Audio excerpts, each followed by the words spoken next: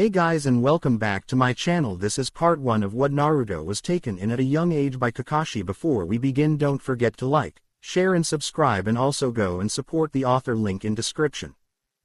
12 years ago. Once, there was a giant fox with 9 tails. A single flick of one of those massive tails could cleave a mountain in half and cause a tsunami. This fox was feared by mortals as the embodiment of destruction, the Kyuubi no Kitsune, king of the demons. For reasons unknown, the Kyuubi had set its sights on a hidden shinobi village that was still recovering from a war with another, the village hidden in the leaves, Konoha. The death toll was catastrophic, and it was rising with every passing second. Men and women had blood pouring down their faces, arms, legs and bodies as they tried desperately to give their one hope of survival a chance to finish what he claimed was the ultimate weapon. People screamed out as they burst into flames, were cut in half or just fell to the ground lifeless. There were shouts from the shinobi, many of which were things like, "Hold it off until the Yondaime gets here." At that point, there was a huge flash and a puff of smoke, and when it cleared, there was the King of Frogs in all his glory with a soul figure atop his head, his white coat waving in the wind. Now, every single being on the battlefield had stopped, including the Kyuubi no Kitsune. Just as the Kyuubi turned to what looked to be a half-decent challenge, he was aware of an almighty presence behind the man atop the frog's head, one that even made him wary. One who should not be here. Kyuubi's eyes narrowed. Shinigami. A bright flash of blinding white light emanated the man atop Gamabunta's head, and Kyuubi could feel it. His soul was being wrenched from his body. As the soul finally left, the husk of the Kyuubi fell to the ground lifeless. Elsewhere in Konoha, 3 males of different generations, one who was going bald with gray hair from old age, a slightly younger man with long white hair and red facial markings, as well as a teenager who had a shock of silver hair wearing a face mask, were watching as they saw a child with blonde hair who had just been born cry out in agony as an intricate seal appeared on his navel, along with 3 whisker-like marks on each cheek. Back at the battlefield, the ninjas started cheering until they saw their fable leader, the yellow flash of Konoha, drop lifeless off Gamabunta's head, watching in horror as he slammed into the ground, Gamabunta puffing out of existence, his summoner no longer able to tie his existence to this world. Yondaime had killed the king of demons at the cost of his life. Today, the 10th of October, would be a day remembered for all history. The day the world's strongest man sacrificed his life for his village. 4 years later. It was the 10th of October, 4 years after Yondaime had died. Today, the majority of the village had an air of grieving hanging over it. However, at regular intervals, if one was nearby, an area of the village would erupt in severe hatred. If the observer was closer, they could see that a 4-year-old child was the cause of this rise in hatred and anger. Said boy could be seen running for his life, bleeding profusely, covered in grime, and a look of pure fear plastered over his face. He still did not understand. From the limited amount of information he was able to find out, a person's birthday was supposed to be one of the happiest days of the year. His birthdays meant nothing but pain, torture, fear, and generally getting thrashed within an inch of his life. Today was no different from the last 3.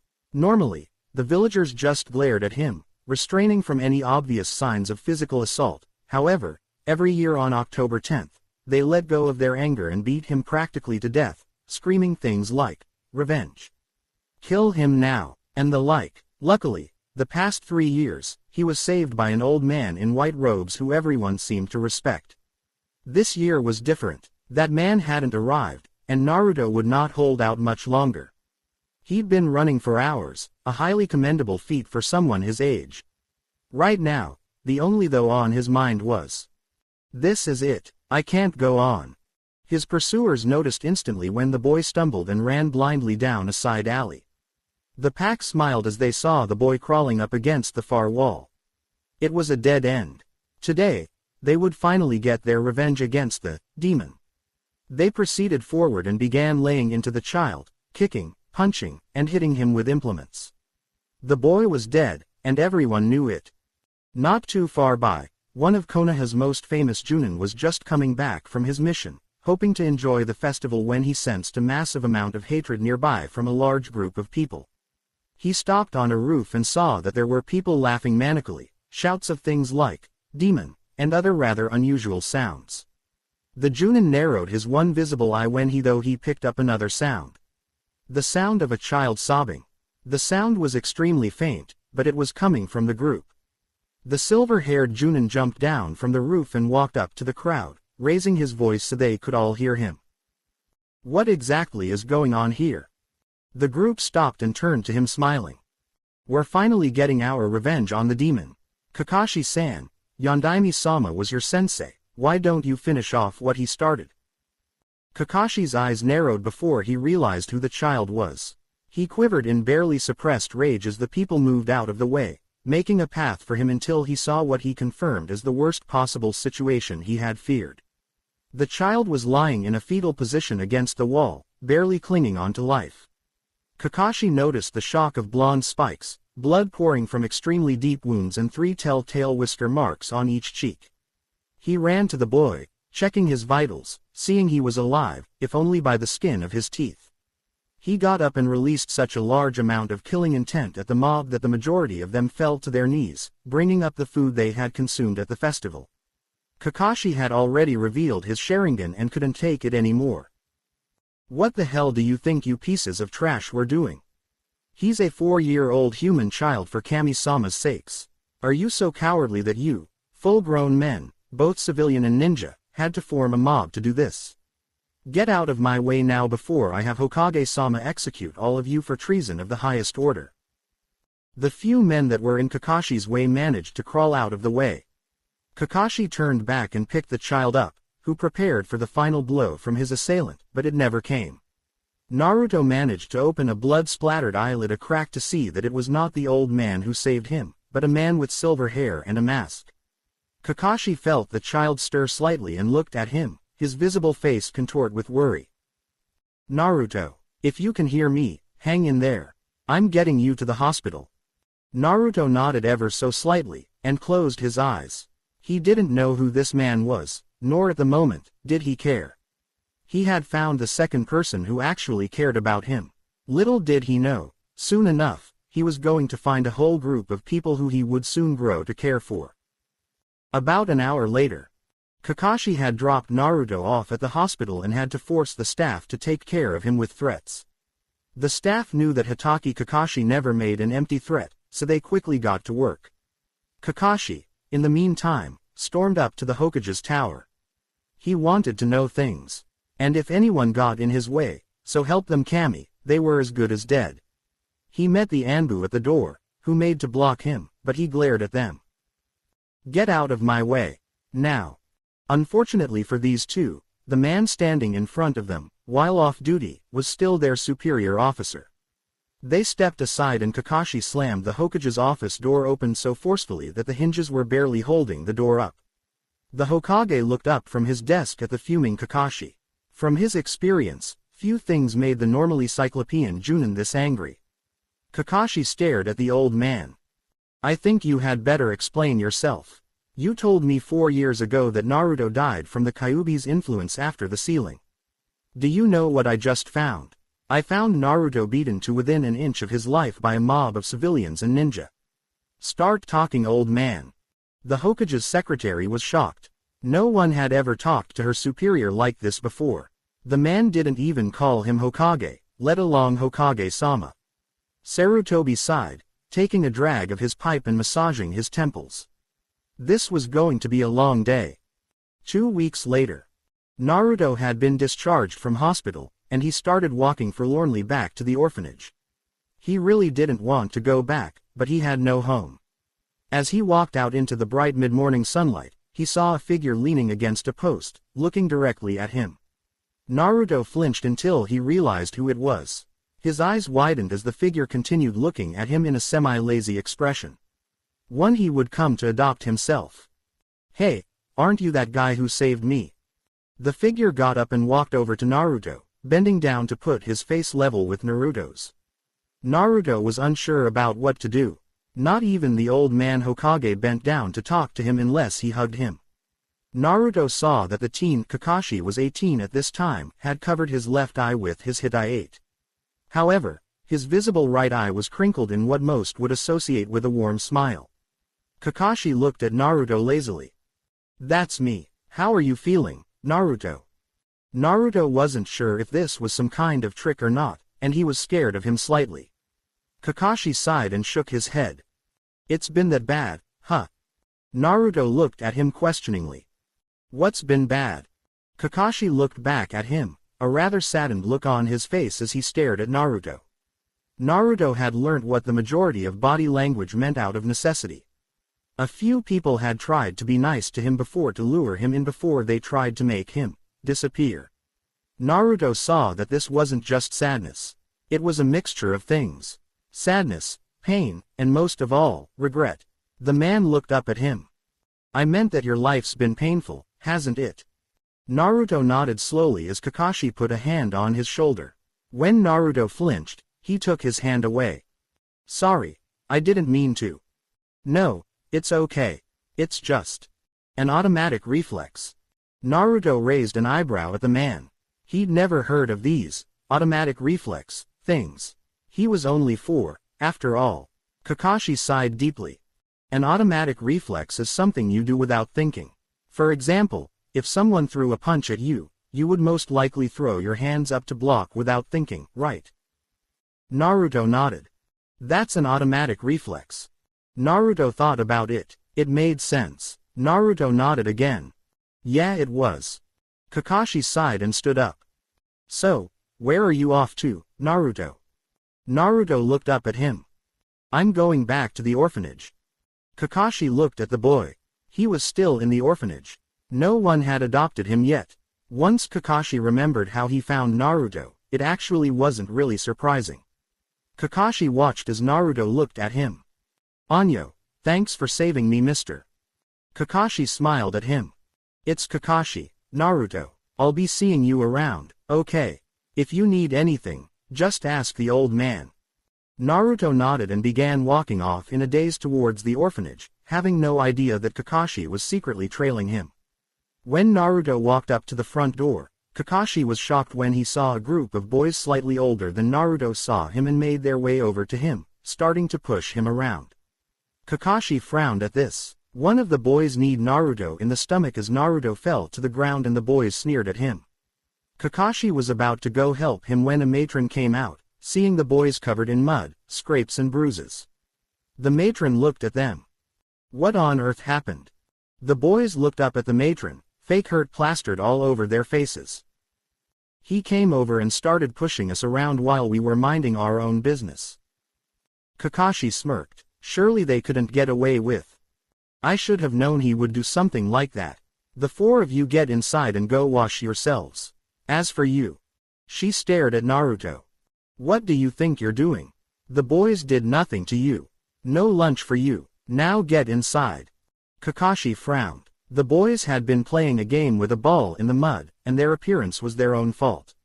Naruto had done absolutely nothing to the boys, yet he was blamed as if it was an everyday occurrence. Kakashi wasn't going to tolerate this. He poofed to the Hokage's office with a personal request that he would not take no for an answer to. Next day, Naruto was woken up early by a wooden cooking spoon being slammed over his head. He shot up, staring at the matron, who glared at him. I don't know why anyone would, but you've been adopted. Get your things and get out. Naruto paused for a minute, trying to process the sentence. Adopted. The matron sneered.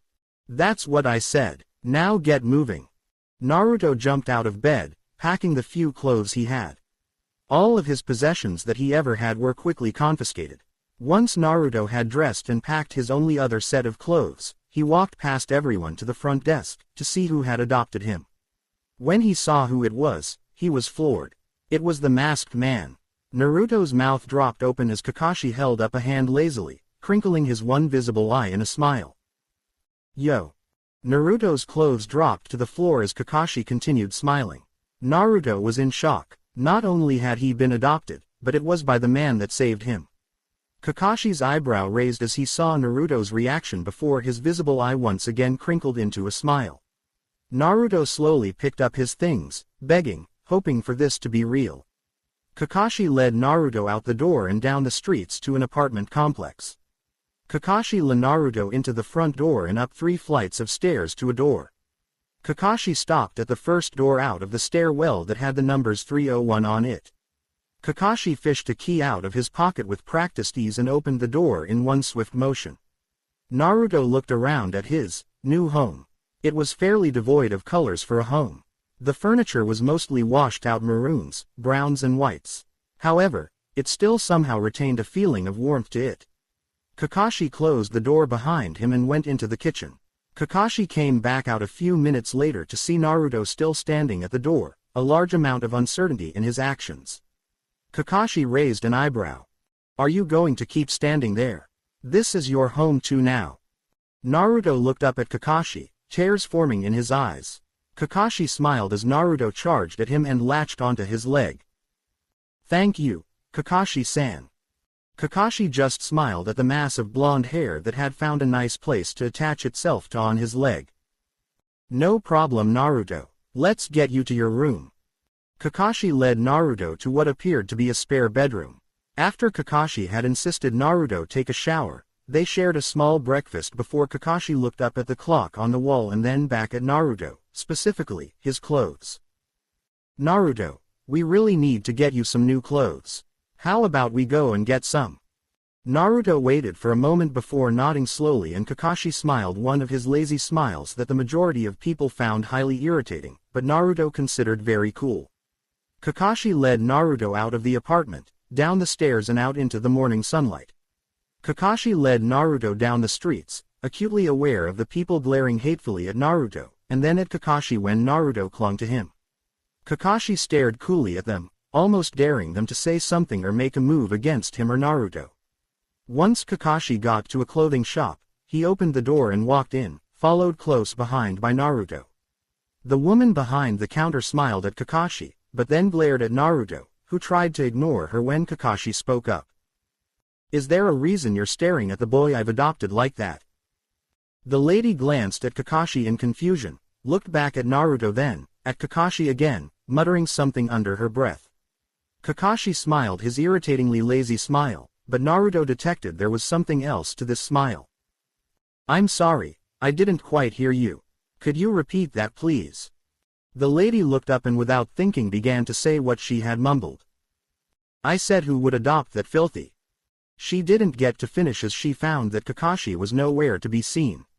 Naruto was staring wide-eyed at a spot just over her right shoulder when she heard a sweet voice laced with copious amounts of venom. "I agree, he is rather filthy at the moment, which is why I'm shopping for new clothes for him. However, I know you are going to add something rather unpleasant to it. Remember the rule." The lady nodded slowly as Kakashi smiled and reappeared at Naruto's side, motioning him out. "I'm sure there will be other stores that will be more than happy to serve us without me having to do something similar. Naruto, let's go." Naruto nodded dumbly and followed Kakashi to another store. When Kakashi pushed the door open, the man behind the counter smiled. "Kakashi-san, long time no see, what's been happening?" Kakashi smiled lazily at the man. This is normally where Kakashi came to buy his ninja attire. "Yo, I need some gear." The man laughed, still not having noticed Naruto behind Kakashi. "Well, take a look around. Looking for anything in particular?" Kakashi hemmed as he looked at a nondescript section of the ceiling, before smiling and putting a hand on Naruto's shoulder. "I'm looking for some clothes for my friend here." The man looked at Naruto and his eyes widened, but not in hate but surprise. The man stared at Kakashi. "Kakashi, is this Naruto?" "Yeah, it is."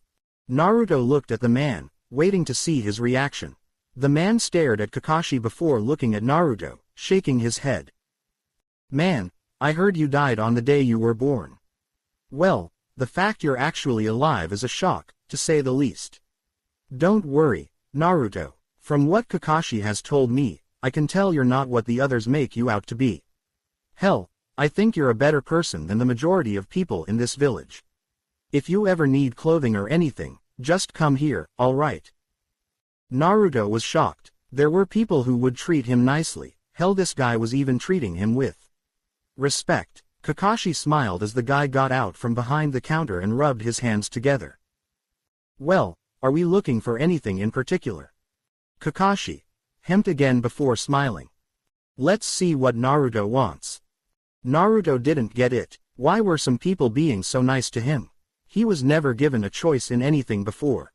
It was a very foreign concept to him. When Kakashi nodded, Naruto started looking through the racks of clothes. Kakashi came beside him and helped him, giving him advice on what to choose. Naruto eventually, with rather subtle persuasion, settled for a skin-tight black long-sleeved shirt, full-length black pants and several other things, such as a ninja utility belt where he could attach all manner of items onto, as well as several pairs of boxer shorts and some black ninja sandals. Kakashi insisted he get at least 2 pairs of everything but the sandals and belt, so Naruto reluctantly agreed.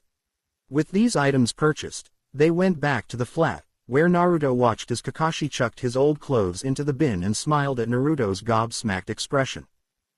"You're not wearing those anymore. They're not even clothes."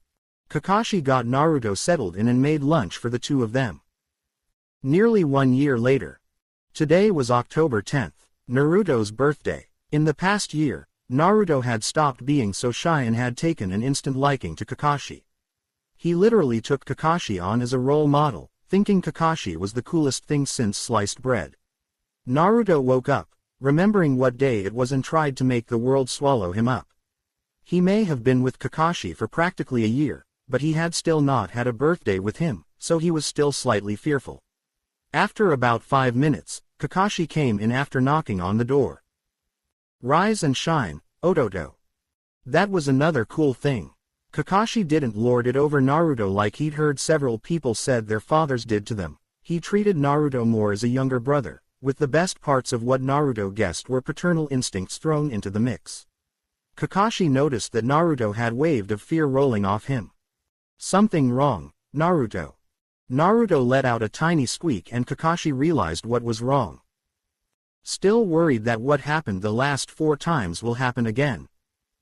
The fear increased, indicating that was exactly what Naruto was worried about. Kakashi smiled. "Don't be. While you're here, no one's going to chase you except if we decide to play a game of tag." Naruto's fear stopped and Naruto froze for a second. Kakashi was slowly training Naruto to be a ninja. Kakashi had played games with Naruto that were actually designed to help him improve his senses and all-around basic skills. Tag was one of them. Kakashi would always start as it, while Naruto would go and hide, learning quickly how to keep him hidden, as well as figuring out ways of creeping to avoid detection. These skills would prove to be absolutely invaluable when Naruto became a ninja, for when he needed to use stealth to avoid detection by enemy ninjas. Kakashi was mildly surprised at the knack Naruto had for it. Naruto quickly figured out that staying in one place for the entire game was a very bad idea. He saw that Kakashi used a methodical searching pattern that would find him sooner or later. Naruto had figured out that it was best to wait until Kakashi had done a large section of the battlefield first before he moved to an area Kakashi had already covered by sneaking around him when he was patrolling one of the far streets away from where he was. Another one that Kakashi played with Naruto was Shugi. After being taught the basic rules of it and getting a very raw idea about the amount of strategizing that needed to be put into the game when playing a good player, which Kakashi proved to be surprisingly adept at, Naruto became a player with standard ability. Naruto slowly took a peek out from under the sheet of his futon and saw that Kakashi was smiling with his hands behind his back. Naruto's danger sense told him that Kakashi had something behind his back, so he hid again, much to Kakashi's surprise, until he realized how his hands were positioned. "Sorry, Naruto, I forgot how adept you were at ready body language at your age. I don't have a weapon in my hands. I'll leave what I have in my hands here for you." Kakashi slowly walked forward and placed the objects on the ground and stepped back. Naruto slowly took a peek again and what he saw dumbfounded him. It was several brightly wrapped packages with a card on top. Naruto very slowly pulled the covers up a bit more and saw Kakashi smiling at him with a genuine smile. "Happy birthday, Naruto." Naruto stopped, his brain trying to process the words.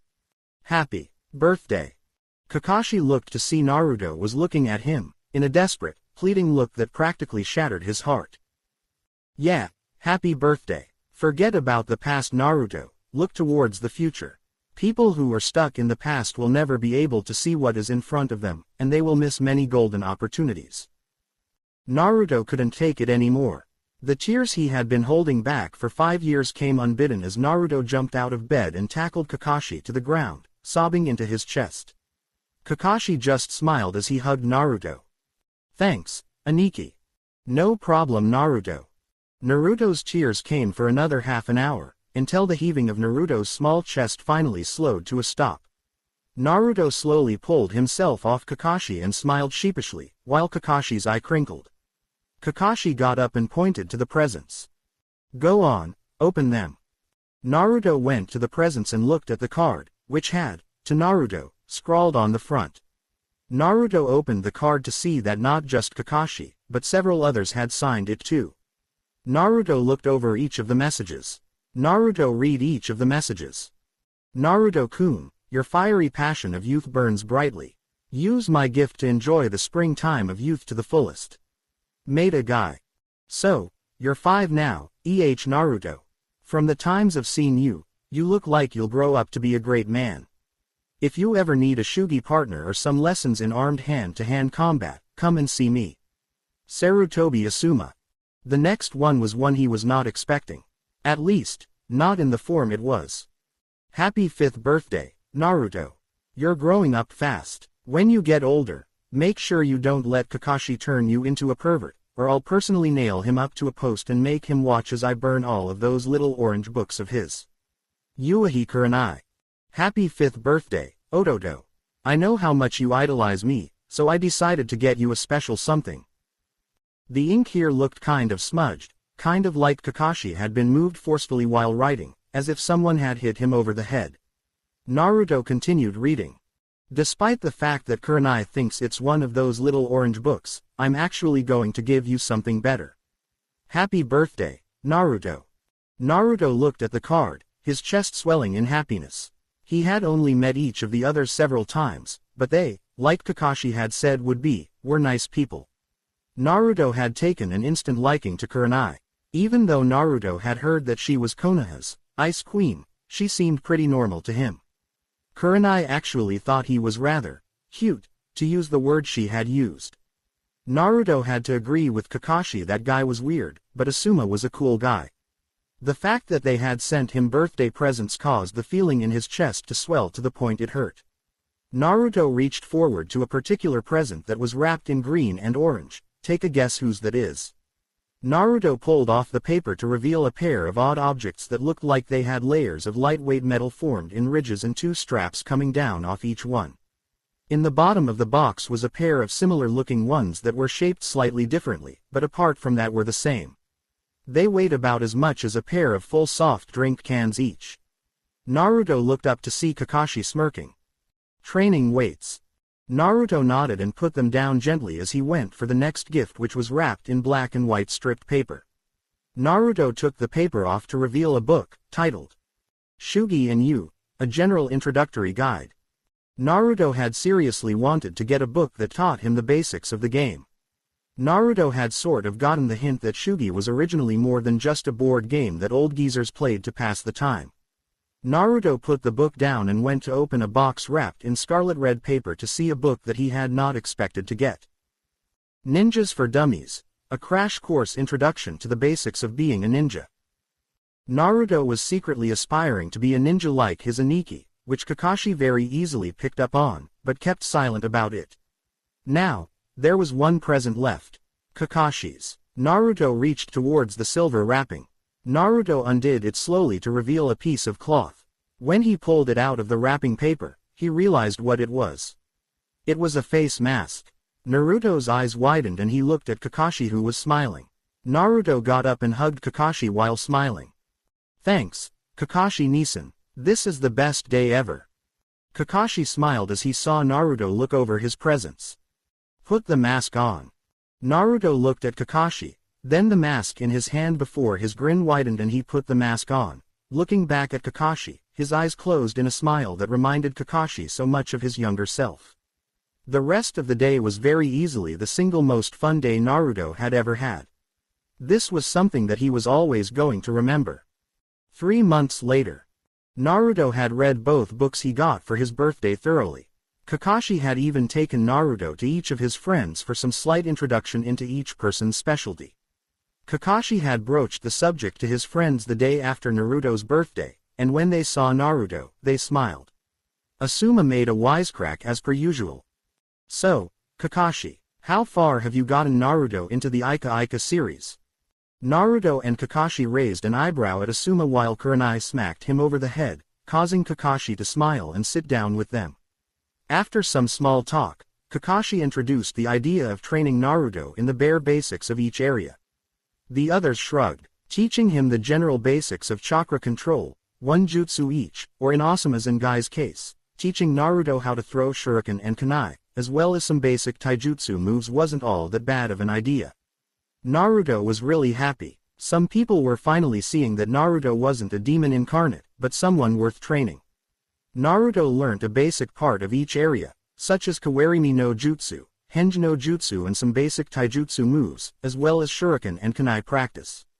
All of Naruto's senseis were shocked at how quickly Naruto picked each part up. Within a month, he had mastered both Kawarimi and Henji, as well as having a decent amount of skill in throwing weapons, and his ability to learn taijutsu was beyond what Asuma and Guy had expected. All three Junins and one Chunin, Kurenai was still Chunin at this point in time, decided to teach him some slightly more advanced things. Kakashi could see that Naruto's chakra capacity was already that of an upper-level genin, but his chakra control suffered directly because of it. Kakashi introduced Naruto to the idea of walking up trees with only his feet. Naruto had been dubious at first until Kakashi did it like it was the most normal thing in the world. Kakashi had gone over the mechanics of how it worked until Naruto decided to give it a try. Naruto had made it about halfway up the 50 or so meter tall tree before the bark cracked and repelled him off it. After about 3 or 4 goes, Naruto had made it to the top, with a very impressed Kakashi standing at the base. The training that the Junins and Chunin administered on Naruto gradually got tougher as the months went by. Guy had showed Naruto that the training weights he wore could have their weights adjusted to whatever weight Naruto wanted by pumping an appropriate amount of chakra into them. Naruto experimented, pumping just a small amount of chakra into the forearm guards, which increased the weight by a small amount. Guy told Naruto, taking out the flaming passion of youth stuff, that he should wear the weights at all times except for when he showered and slept, and every time he felt his body become used to the weight, to increase it. Guy had told Naruto that this would increase not only his youthfulness, but would even make him into a great example to all people who were enjoying the springtime of youth. Kakashi translated this into an increase in agility, speed and strength and stamina capacity. 1 year later. After the first year of training, Kakashi had given Naruto 5 pieces of paper, telling him to channel chakra into each piece. When Naruto got to the second piece, the paper burst into flames, much to Naruto's dismay. Kakashi had smiled and motioned Naruto to keep going. The next piece of paper that reacted to Naruto crumpled, and Naruto moved on to the last card, where the card reacted again, being sliced cleanly in half. Kakashi shook his head in pure disbelief. "Naruto, you have 3 elemental affinities already. The 3 main types of elemental jutsus that would be best suited to you would be Kaden, Raiden and Fuden." Naruto nodded in understanding, having already learnt about each of the 5 major elements and the basic theories of major elemental combinations to make sub-elements. A few were known, such as Mokuden and Hyoten. However, from the elemental affinities that Naruto had, there were no known sub-elements he could think of. Kakashi had begun teaching Naruto a basic Kaden jutsu called Kaden, Hausenka no Jutsu. Naruto had learnt it surprisingly quickly, and at the end of the day, Kakashi gave Naruto the next day off to do what he wanted as long as he came back at diner time. Next day, Naruto was walking down the streets, just looking around at everything in general. Naruto had, at Kakashi's suggestion, started growing his hair a bit longer. By now, Naruto had something that was halfway between a miniature mullet and frulet combo. A frulet, as its name might suggest, is a mullet. But at the front. And a mop makes you look like exactly that. A mop. However, Naruto had tied this back in a small ponytail. Naruto was still wearing all black, as well as his utility belt, shin, forearm guards and ninja sandals. Naruto heard kids shouting in the distance, so he went to check. When he got there, he saw a group of kids pretty much his own age having a rather heated argument. Naruto went up to them. "What's wrong, guys?" Everyone turned to the new arrival with a lazy look in his eyes. "We're trying to play ninja." Naruto's eyebrow rose. His curiosity was being sucked in. "Ninja, what exactly do you do in this?" The other kids gave an "E," but one explained it to him. "Well, you divide the people playing up evenly, and both teams have to hide. The first team to lose all of its players loses the game." Naruto nodded slowly. "And how does a team lose a member?" The kid that started talking to him continued. It seemed he was the leader of the group. "Well, when one person tags another team's member, that person who got tagged is out of the game." Naruto nodded. "So it's basically team tag?" They nodded. "All right, so what's the problem?" The kids all looked at one particular boy who was rather large, which Naruto vaguely recognized to be from one of the middle clans of Konoha. "The team that gets this guy automatically loses. We have an uneven number if he plays." "Why does the team that gets him automatically lose?" The boys smirked. "He has no idea how to hide at all. He also is too slow and he gives his position away when he moves." Naruto looked at the boy in question. "You're an Akamichi, right?" The boy's eyes widened as he nodded. Naruto turned back to the other boys. "According to your rules, yes, whichever team he would be on would lose. However, this is nothing more than a game of team tag. If it really were a game of ninja, once one of the other team's members has been spotted, you would have to not just tag them, but force them to submit. What do you think would happen in the real world if you ambushed another ninja, jumped out and tagged them? They'd laugh at you and kill you. If you added a second rule that forced the other team to make your members submit by force, then you could call it ninja. If that rule was added, I'd be willing to say whichever team had him would be guaranteed victory." They all looked at this kid in shock. One of the kids smirked. "Why would the team win?" "Because the Akamichi aren't known for their stealth. They're known for their power. I'd say that boy would have about 10 times as much chakra as most of you. Once you had an opposing team member cornered, he could literally kick them to the other side of Konoha." The boys looked at this new kid in fascination. He was smart, no doubt about that. Naruto turned to the Akamichi who looked on the verge of tears. Naruto looked back at the others, deciding that a reciting of a line from his Aniki would suit the situation. "Never underestimate an opponent. There are no weak soldiers under a strong commander." Naruto turned to keep going. Little did he know that the situation was being watched by quite a number of people apart from the boys that were involved in it and were quite impressed by the boy's level of knowledge for a 6-year-old.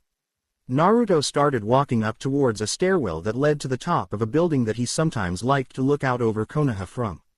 He heard footsteps from behind him and saw the Akamichi and another boy running up to him. Naruto turned to them as they came up to him, smiling.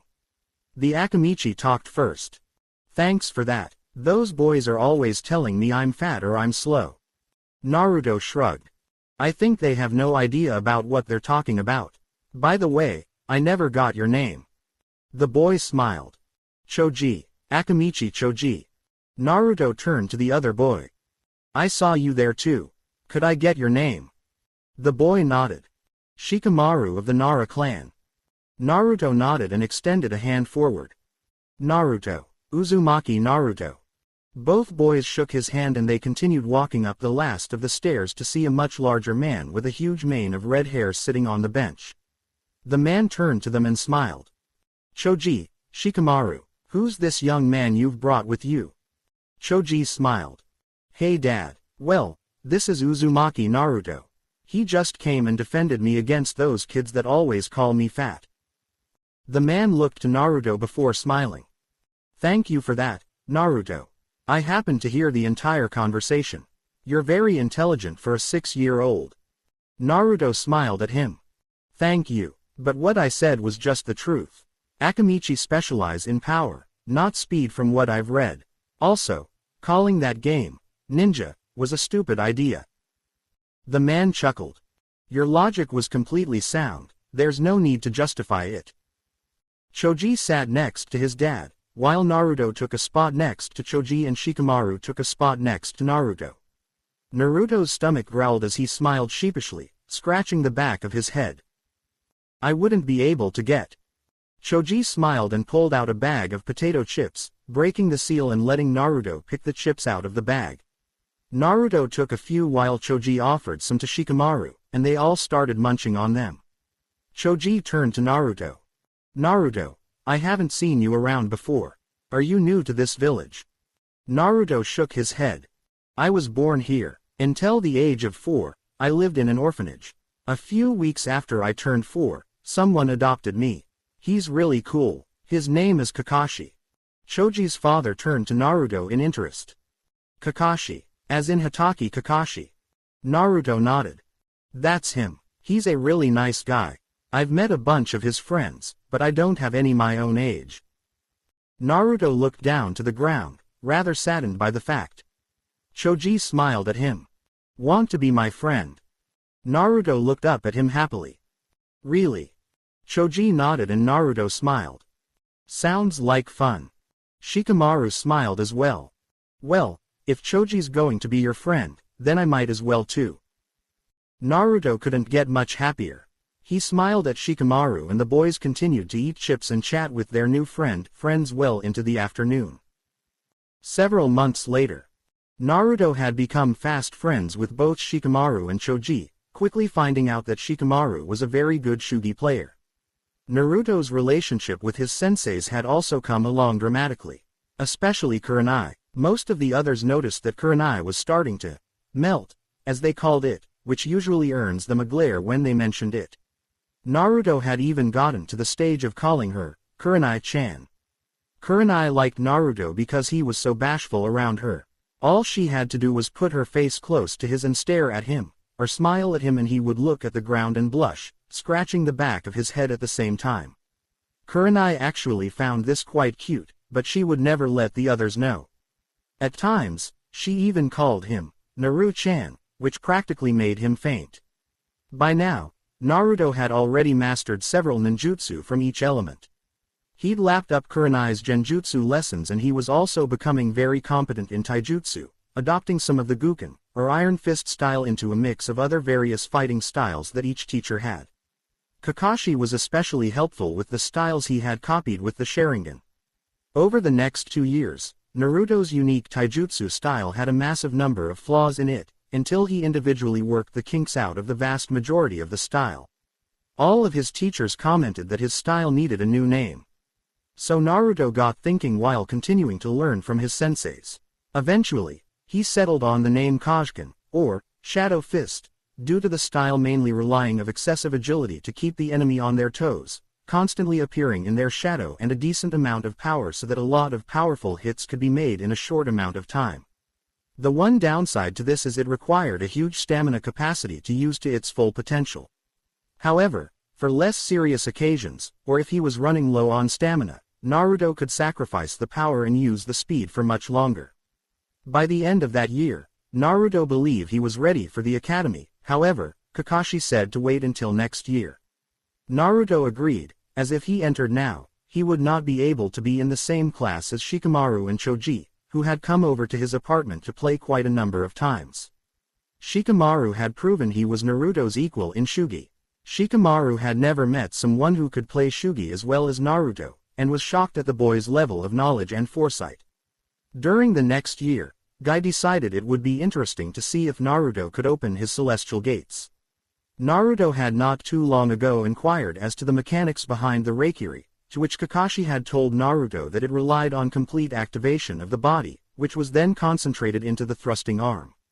The theory behind temporarily opening the celestial gates used the same principle in a different manner. Unlocking the gates required activation of the body, or more specifically, certain parts of the body. When Guy gave Naruto the theory behind the gates and told him to try it, Naruto wasn't able to do it, which was no surprise. However, when he came the next day after having studied all the scrolls on the gates he believed he could open the first one. When Guy instructed Naruto to try, Naruto began to concentrate his chakra to his brain where the first gate was located. Naruto felt a surge of power, unlike anything he'd ever felt before. Guy's eyes widened as the ground under Naruto began to crack as red chakra leaked out of Naruto and formed a massive aura of chakra that gave off a feeling of pure utter dread to everyone who felt it. Within no time at all, Kakashi and the Sandaime Hokage were at the field, inspecting Naruto as he sat, panting on the ground. Kakashi looked at Naruto, his face full of worry. "Naruto, what just happened?" Naruto looked up at Kakashi and then at the old man Hokage. "Well, I opened the first gate, and then this red chakra poured out of me. Guy-sensei tells me that red chakra shouldn't come out until the third gate is opened." Kakashi looked at the Hokage worriedly, who looked at Naruto. "Naruto, did you feel anything unusual about the red chakra?" Naruto nodded. It felt both foreign and familiar at the same time. But the chakra was full of hate, anger and bloodlust. "I've never felt that much of it before." Sarutobi nodded slowly, taking this in. Naruto looked up at them for an explanation. "Aniki, old man, what happened?" The old man rubbed his temples and directed everyone back to Naruto and Kakashi's place where they all took a seat. Kakashi prepared some tea for the four of them while the Hokage thought about where to begin. "Naruto, do you remember your birthday?" Naruto nodded slowly, having no idea where this was going. "October 10th. The Hokage nodded. "Do you remember the story about the Kyuubi?" Naruto nodded again. "Yondaime defeated it, didn't he?" The Hokage didn't nod or shake his head, but took a puff of his pipe. "Defeated is the right word. Technically, the Kyuubi is still alive, but only in a spiritual sense." Naruto frowned. He didn't like where this was going. Not one bit. Then that red chakra was. The old man nodded again. Kakashi handed a mug to the other three and sat down next to Naruto with his own. "Yes, that chakra was Kyuubi's. Naruto, a being such as the Kyuubi could never be fully destroyed by a mortal. However, the Yondaime used a special jutsus that ripped the Kyuubi's soul out of its body, killing it in a physical sense, and the soul was sealed inside a newborn child. The Yondaime's wish was that the child be viewed as a hero, the jailer of the most powerful demon to ever walk the earth. However, people quickly started circulating rumors that the child was not the jailer, but the Kyuubi himself. The rumors were completely unjustified, but the rumors continued to spread. To save the child, I was forced to pass a law that the people who knew were forbidden to talk about it, especially with the child's generation, in the hopes the child could at least gain some friends with people his own age." Naruto shook his head slowly. It all fit, every single thing. The hatred he received from everyone, the reason no one adopted him until Kakashi did, and the reason why the people feared and hated him. God damn it, why was I the one? Naruto looked up at the Hokage. Why me? The two simple words had severe implications, but Kakashi looked at the Hokage and nodded. The Hokage turned to Naruto and began the final part of the explanation. Naruto, despite the fact that Yondaime used you as the container, there were very good reasons. I trust your sense of judgment will enable you to use this information wisely. You were the only child born on that day, and even if another one had, the Yondaime would not have dared ask for the other one. He wanted his own son to bear the burden and surpass him. Naruto just shook his head. The Kyuubi made sense, but now they were trying to insinuate that he was the Yondaime's son. This was stupid. Do you seriously expect me to believe that? Why not leave me a note, a picture, something to say I'm sorry? Naruto was known on his feet, tears threatening to spill from his eyes. Guy looked at the floor while the Hokage rubbed his temples, but Kakashi picked something out of his pocket and handed it to Naruto. It was a picture of the Yondaime, looking forlornly over a child who had a tuft of blonde hair. Standing with him were three others. Naruto recognized two of them instantly. One was the Sandaime, while the other was a teenage Kakashi. Naruto stared at it before Naruto flipped it over and couldn't hold the tears back. There was a message on the back addressed to him. I'm sorry, son. Your old man, Arashi. Naruto collapsed onto the chair and sobbed, the picture clattering out of his hands. At that point, there was a knock on the door, and Guy went to see who it was, surprised to find Kurenai and Asuma at the door looking very worried. When they saw Naruto in tears, they could guess what had just happened. They came in and closed the door. Asuma nodded to his father, the Sandame, while Kurenai's maternal instincts took over and she hugged the sobbing Naruto. In all the years she'd known him, she'd never ever seen him cry. Kurenai noticed the picture on the floor and grimaced. She was not the least bit surprised at Naruto's reaction to the photo.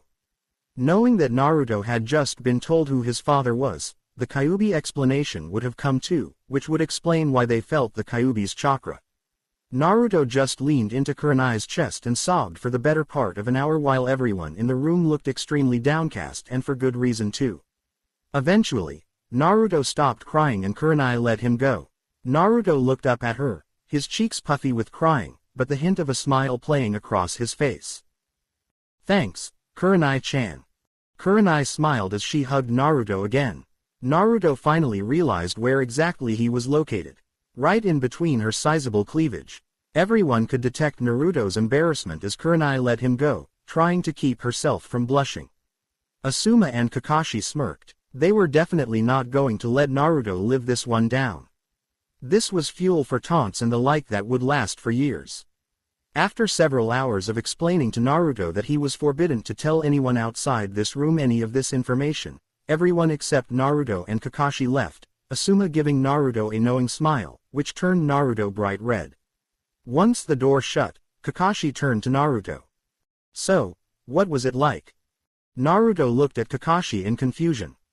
"Huh?" Kakashi's visible eye crinkled as he smiled in that lazy fashion.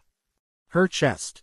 Naruto flushed again as he crossed his arms while Kakashi just continued smiling at him. "Pervert." Kakashi chuckled at the name and decided to eat out tonight before getting an early night.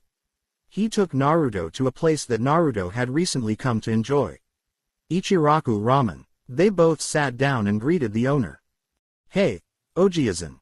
The man smiled at the boy. "Ah, hey there Naruto. I see you've brought your brother with you this time. What can I get for the two of you?" Naruto jumped in with his favorite order. "One large miso pork ramen with a boiled egg please, Ojiazan." The man turned to Kakashi. "And for you?" Kakashi smiled at the man. "One large miso beef ramen please." The man nodded and got to work. "Coming right up." After they had both eaten, Naruto and Kakashi paid and walked back to the apartment. The Day of Reckoning, as Kakashi called in jokingly, was close at hand. Naruto was about to enter the academy. At the start of the next year, Kakashi had walked Naruto to the academy where he quickly met up with his two friends Shikamaru and Shoji, who had come with their parents. The boys greeted each other while the parents did the same. They turned to the Hokage as he addressed them, welcoming the students to the academy. Most of the parents were listening, but the children, being their age, let their minds wander. The majority of the children's eyes ended up on Naruto and Kakashi, while Naruto was specifically looking at a raven-haired boy and a brunette who was most likely his father. Both of them had the Uchiha family crest on the backs of their jackets. It was clear the father did not want to be there, and he proved it when the second the speech finished, he turned and left his son there. The other parents and their children walked inside to sign their son's or daughter's name off on the list that the head teacher had. Once it came to Naruto's turn, the man looked at Kakashi and smiled. "Ah, Kakashi-san, this must be Naruto, correct?" Kakashi nodded. The Chunin looked at Naruto smiling kindly. Naruto noticed the man had a very tanned face with a scar running across the bridge of his nose. "Welcome to the academy, Naruto. I've heard a lot of positive stories about you. I look forward to teaching you."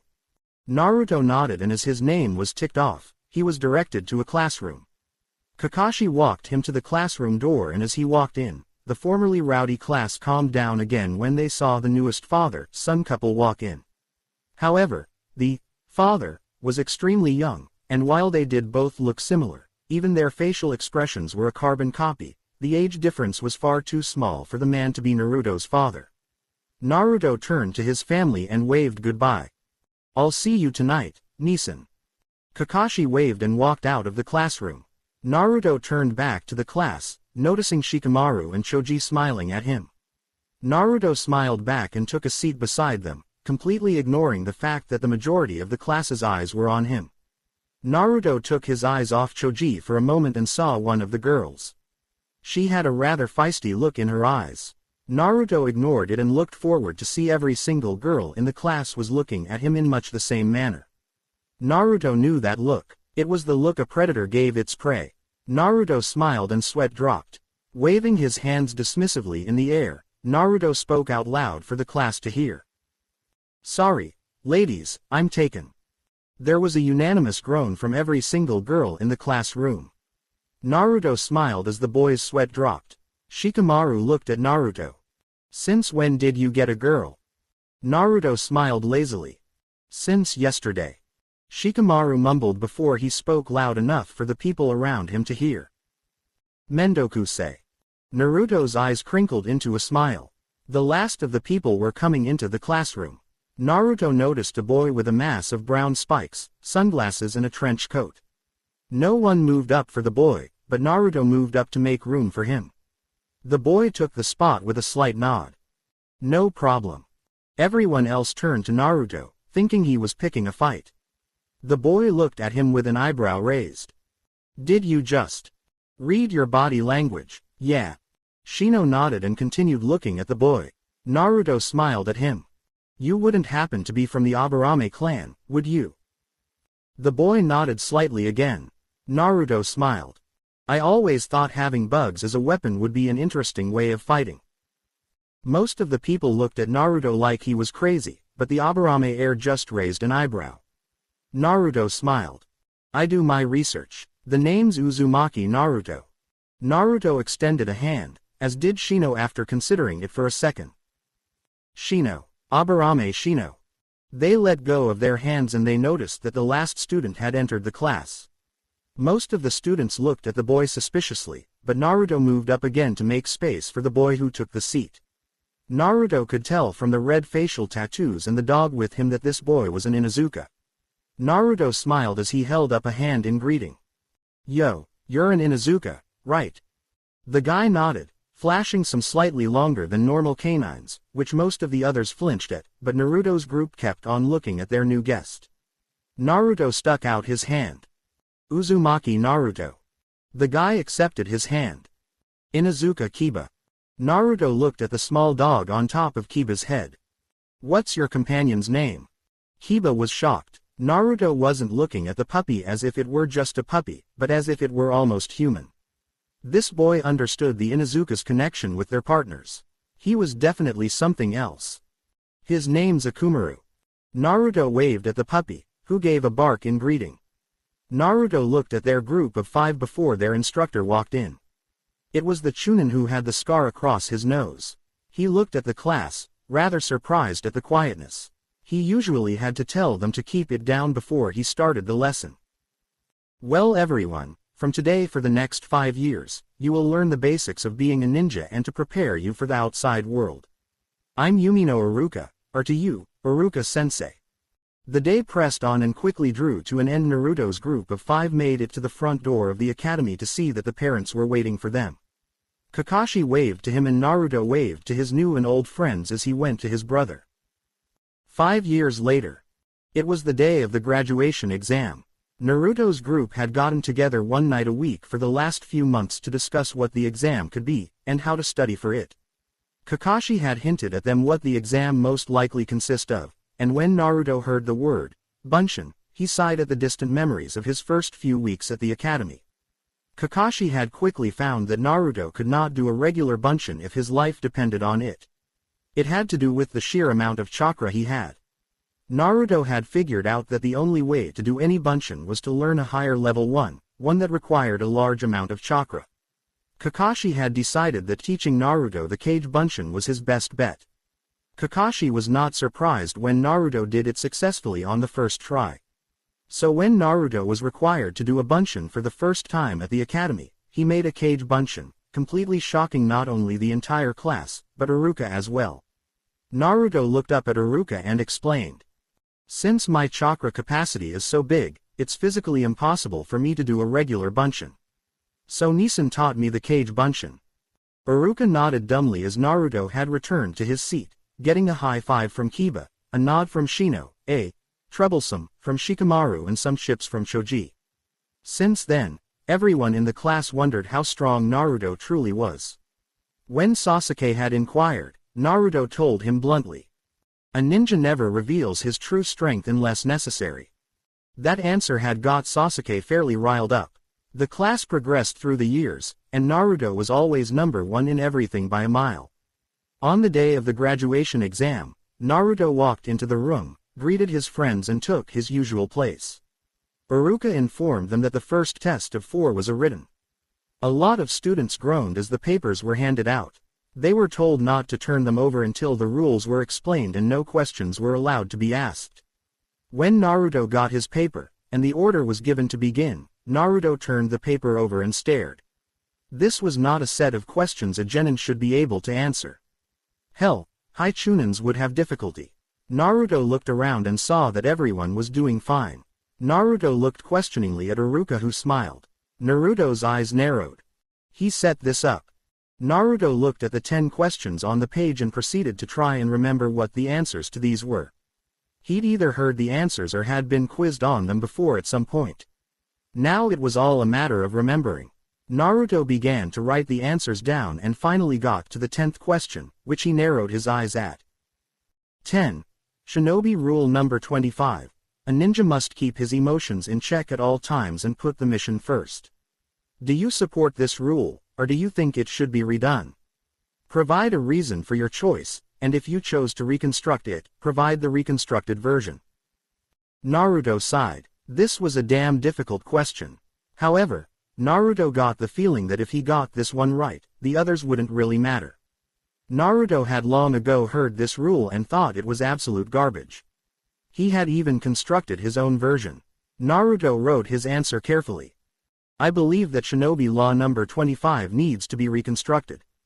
The current law suggests all emotion is taboo and that humans are mindless killing machines. No matter how much you suppress a person's emotions, you will never truly kill them completely. If you do manage to, they are no longer human. The rule should be reconstructed to say, a shinobi will face situations in his life that will destroy the souls of most men. At times like these, he must steel himself, no matter how hard it may seem. Naruto put down his pen, quite pleased with himself. He looked at the time. Less than 60 seconds to go. Naruto counted down until the seconds hand reached the 12 and Iruka called for the class to put their pens down. Iruka collected the sheets, stopping when he saw Naruto's. Naruto looked up at him lazily. Any particular reason you gave me a test that the majority of Chunins could never answer, Iruka-sensei? Naruto was aware that the entire class was staring at him. Both Shikamaru and Kiba, who were on either side of Naruto, boggled at the questions. Kiba, being the loudest one of the group, expressed the group's opinion. What the hell? What kind of questions are those? Reconstruct the 25th Shinobi Law. Naruto, you actually answered that. Naruto shrugged. Whoever made that rule was an idiot. No human can be turned into a mindless killing machine without losing their humanity. The others stared at Naruto, who was lazily staring at the board. Iruka straightened the papers on his desk and then looked up at the class. While the next 2 stages are being done, the papers will be marked. Everyone, please follow me to the training field. The training field was actually a very spacious area around the back of the academy used for shuriken and kunai practice. Iruka called them out alphabetically, starting from Z and ending in A. Apart from Yamanaka Ion, it put Naruto first. Although not as blatant as the first test, this gave everyone else except Ino an edge over Naruto. They would be able to see what he could do and then try and better him. After Ino, Naruto stepped forward, taking the designated number of shuriken out of his pouch and taking aim at the straw dummy that had several targets on it over vital points. Naruto was allowed to throw up to 8 shuriken, as long as it was in one throw of each hand. Naruto slipped the shuriken into the spaces between each finger and thumb with practiced ease and took aim. Naruto was aiming to get every single vital point with one shuriken. Naruto stated his targets for everyone to hear, as the rules asked. 8 targets: liver, lungs, spine, subclavicle vein, jugular vein, brain, kidneys, heart. Everyone murmured amongst themselves. Naruto was going for an absolute perfect score, which had not been attempted since Hatake Kakashi did the exam. Iruka motioned for Naruto to go when he was ready. Naruto closed his eyes and focused for several seconds. Everyone was dead silent as Naruto concentrated. He snapped his eyes open and launched the 8 shuriken at the same time. The shuriken spun in the air, letting out the sound of metal cutting air at extreme speed. The 8 metallic implements of death struck their intended target's dead center, and everyone was speechless. Naruto had just done something that had not even been attempted for the last 14 years. Naruto turned back to Iruka. It kind of helps to be trained by the last person to do it. Naruto walked back to his little group, receiving pats on the backs, and girls swooning over him. Sasuke went next, still extremely peeved at Naruto's skill, going for only 5 targets, getting every one of them. The rest of the test went without incident, and they were moved to the final 2 tests were on. They lined up for the henge test, again going by reverse alphabetical order. Naruto went second and saw that the class was watching expectantly. The corner of Naruto's lips twitched as he saw something the rest of the class did not. Iruka was wearing a small knife strapped to his leg, which the table hid from view. Naruto didn't even form the seal, he was so familiar with the jutsu. The cloud of smoke expanded off Naruto to reveal a perfect copy of Iruka, knife and all. The students were commenting about the knife being incorrect when Iruka sighed. "You even saw the knife, Naruto." Naruto released the henge and nodded. After the test was done, the scores were announced for the written test. Naruto had not surprisingly come first, Sasuke second, and Sakura third. They were told to move one person at a time into the next room for the Bunshin test as their name was called out. Naruto was unsurprisingly called first, as it seemed this time it was not going via any order in particular. As he walked into the room, he felt his chakra affected just barely by something. Looking around the room, he saw nothing suspicious and put his fingers together to dispel the genjutsu. Kai. Iruka sighed. That was the final hurdle that the Hokage had ordered placed for Naruto. Naruto was home free once he made the 2 bunshins. Naruto looked at Iruka and formed the seal. Kage Bunshin no Jutsu. The room filled with smoke, and when it cleared, the room was filled with naked busty blondes. They smiled and made very provocative poses at Iruka and Mizuki, whose eyes widened and they flew out of their chairs, leaving twin trails of blood ejecting from their nose. Little did Naruto know that several others were watching him that were not inside the room.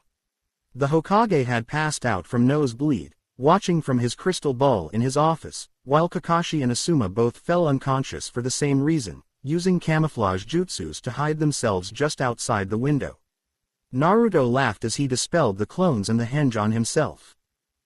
Judging by the fact that I single-handedly knocked out 2 Chunins, 2 Tokubetsu Junins, and most likely the Hokage at once, I think I deserve this. Naruto picked out a Hittite that had long black pieces of cloth attached. Naruto looked at them on the ground and suddenly, Naruto had a plan. He whipped out his trusty digital ninja camera and took a few shots of both the Chunin. He fastened the Hittite around his head and went back to the class, opening the door, where everyone looked at him expectantly. Naruto scratched the back of his head, smiling sheepishly at them. I think I went a bit overboard. They're both currently unconscious from blood loss caused by an overload of perverted thoughts. They stopped for a moment before Shikamaru's head slammed onto the desk. Kiba started howling with laughter, Choji smiled, and Shino raised both eyebrows. Naruto waved at them. Good luck, guys, assuming they ever wake up. Naruto left the room while the others went to see if what Naruto had said was true, and sure enough, both Chunins were against the wall with twin tails of blood leading from their nostrils. Naruto went outside and pulled out his trusty, all-purpose digital ninja camera again and snapped some shots of both Kakashi and Asuma, promising himself to show them some time later before he created a Kage Bunshin to wait for him in the room the graduates were supposed to wait in while he snuck into the Hokage's office to take several pictures of him as well. He got back just in time to replace himself with his clone, just as Sasuke entered the room, scowling at Naruto. Later that afternoon, both Chunins had eventually recovered and finished off the rest of the examinees, before they walked into the room, glaring at Naruto who smiled innocently at them. They stood in front of the class. Congratulations to those here who have passed. We will now announce the top 3 rankings for the exam, the year in the academy class, as well as Rookie of the Year. First place for the exam, Uzumaki Naruto. Second place, Uchiha Sasuke. Third place, Haruno Sakura. First place for the year, Uzumaki Naruto. Second place, Uchiha Sasuke. Third place, Yamanaka Ino. First place for the class, Uzumaki Naruto.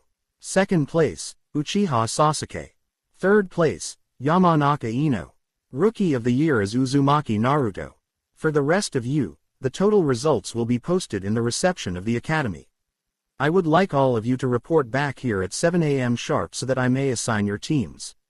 Again, congratulations on passing. Iruka left the room, giving one last good-natured glare at Naruto before the class got up to leave. Just as Naruto was about to leave the row, he was stopped by Uchiha Sasuke. Everyone in the class stopped at this.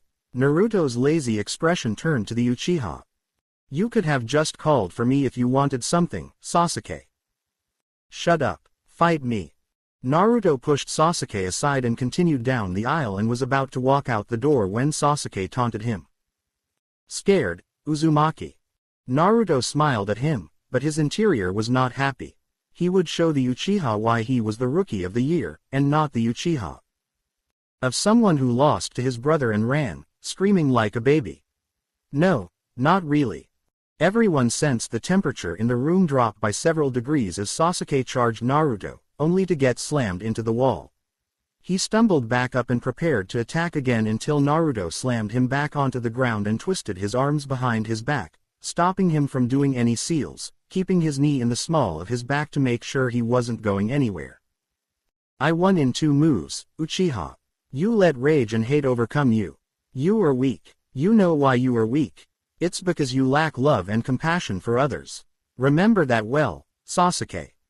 Naruto let Sasuke go and continued out the door as Sasuke stared at Naruto. Sasuke hadn't received such a beating since his brother killed his entire clan. His brother had told him that he needed to hate and detest him, while Naruto told him to have love and compassion for others. Considering that Sasuke had been practically 5 years younger then, he'd gotten beaten in 2 moves. 5 years on, Naruto had beaten him in 2 moves. His confused mind made the only logical conclusion it could. Naruto was stronger than Itachi. It was completely inaccurate, but it was the logical conclusion that most people would draw in that situation. Sasuke slowly got up and began pondering Naruto's advice. He continued home, not aware of his surroundings in the least. When he got to the Uchiha Manor, he stopped, looking at the symbol his older brother had cracked with a kunai many years ago. Love and compassion. Sasuke walked into his house and continued pondering this. That night, when Naruto had gotten home, he opened the door to the apartment with ease and saw that it was completely dark. Warily, Naruto flicked the light switch on to reveal a group of people smiling at him. People he was rather close to. Kurenai smiled and gave Naruto a hug. Congratulations on getting Rookie of the Year, Naruto. We're proud of you. Thanks, Kurenai-chan. They all congratulated Naruto, both Asuma and Kakashi giving him jokes about Naruto's new home being in Kurenai's cleavage when she was out of earshot. Naruto smirked ever so slightly. Next morning, 5 a.m. Naruto was up bright and early to get the daily Konoha Times. Just as he suspected, his plans had all come to this. Naruto walked into Kakashi's bedroom and placed the paper and a carefully prepared note next to the bed. His bag already prepared for the final day at the academy, and he snuck out of the apartment, leaving Kakashi to face the facts. When Kakashi got up several minutes later, he was aware of something unusual about his room. There was a newspaper and a note sitting on the bedside table. He groggily got up and read the headline. He stopped. He reread it. Chunin, Junin and Hokage knocked unconscious by a giant nosebleed. He then read the note. You have been served by Uzumaki Naruto. He quivered in rage as he shouted out his curse. I'll get you yet, Naruto. This awakened the majority of people in the general vicinity, and since most of them started at sunrise, there was no point going back to sleep, so they got up, fetching the paper and finding the headlines to be interesting, and they proceeded to laugh to their heart's content at the content of the full-page article. By the time the students were at the academy, when Naruto walked in, everyone stopped and then burst out laughing. Many calls of things like, "Great job, Naruto. That was genius." And the like could be heard. The door flew open and Iruka entered the room, apparently just controlling himself from attempting to kill Naruto. Naruto smiled sweetly at him. "I hope you learnt your lesson, Iruka-sensei." The class laughed again at their teacher's expense, so Iruka decided to just get on with it. "Alright, again, congratulations on passing. I'm sure you'll all make me proud to have been your teacher." Iruka shot a pointed glare at Naruto and the class snickered again. "Now, you lives as a real ninja begin. There will be many difficult missions that you will need to work together for. Now, I will announce the teams." Everyone sat to attention at this. I'm leaving out all non-important teams. Team 7. Yamanaka Ino. Uchiha Sasuke. Haruno Sakura. Your Chunin instructor will be Hatake Kakashi. Sasuke slammed his head on the table as the two girls began bickering as they did so well. Team 8. Uzumaki Naruto. Nara Shikamaru. Akamichi Choji. Your Chunin instructor will be Yuichi Kurenai. Naruto choked on his own spit as he began coughing, making everyone look at him. Naruto glanced at Iruka. "Who's our Chunin instructor, Iruka-sensei?" "Yuichi Kurenai, Naruto. Is something wrong?" Naruto about the question. Was there something wrong? His crush was going to be his sensei. But then again, they were going to be seeing a lot more of each other. Naruto shook his head, a slight flush tinting his cheeks, which did not go unnoticed by most people near him. She could have at least warned him. "No, nothing's wrong, Iruka-sensei." Iruka nodded and continued. Team 10. Aburame Shino. Hyuga Hinata. Inazuka Kiba. Your Chunin instructor will be Sarutobi Asuma. Everyone looked at Naruto and Iruka's eyes narrowed. "Naruto, how did you know that?" Naruto smiled. "The fact that I can feel his presence just outside the door and that he hasn't been mentioned yet." Naruto saw the door open and the man walked in. "That's right, Naruto. Just thank Kami that you weren't on Kakashi's or my team. I'm going to get you for that." Naruto smiled lazily at the man as the others recognized who he was and began snickering. "Sure thing, Asuma-sensei." Asuma got his team and left. Naruto waving goodbye to Kiba and Shino as they left. Next came Kurenai. As soon as Naruto felt her chakra presence, his cheeks fully flushed and he tried to shrink into his chair, much to the dismay of the others. When Kurenai stepped inside, she saw people looking between her and Naruto. Shikamaru whispered to Choji. "Hey, doesn't she look like the girl Naruto likes, according to his description?" Choji nodded. The woman smiled at Naruto. "That was a great prank, Naruto. I'm Kurenai, Team 8's instructor. Follow me, you three." Shikamaru and Choji had to practically drag Naruto out. Just as Naruto got to the door, he looked at the last remaining team. "You guys are in for a long wait. Kakashi Nissan's always 2 hours late to everything." The remaining 3 Genin's sweat dropped as Naruto left and closed the door behind him. Kurenai had led the team to a nearby tree and she stood up against it while the 3 sat on a bench in front of it. For the first time, Choji and Shikamaru got to see the woman Naruto had a crush on. To tell you the truth, she was a stunner. Long silky brunette hair, dazzling ruby red eyes, creamy white skin, perfectly toned body and one hell of a cleavage. Naruto was trying not to stare at her, but it was hard. Kurenai chuckled at Naruto. "Naruto, I'll never get tired of your pranks." Naruto blushed more and scratched the back of his head as he looked down. Choji and Shikamaru were unsure of what to make of Naruto's actions in the classroom concerning their new sensei. "I think we should introduce ourselves. Although I indirectly know of you from Naruto's descriptions, I want to get to know you personally. So, start with your name, likes, dislikes, hobbies and dreams." Kurenai looked at Choji. "You first." Choji nodded. "My name is Akamichi Choji. My likes are eating, hanging out with my friends and playing pranks. My dislikes are people who underestimate others because of their appearance or rank, people who have to pick on one person as a group and Sasuke's fangirls. My hobbies are training, playing with my friends and taste testing food."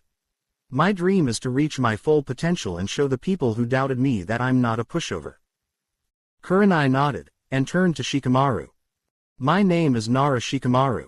My likes are watching the clouds, playing shugi with Naruto and sleeping. My dislikes are troublesome things. My hobbies are hanging out with my friends. My dream is to become an average ninja, settle down and have kids. Kurenai raised an eyebrow at the mention of troublesome things, but nodded as she turned to Naruto. Naruto. Naruto looked up, trying desperately to maintain his resolve. My name is Uzumaki Naruto.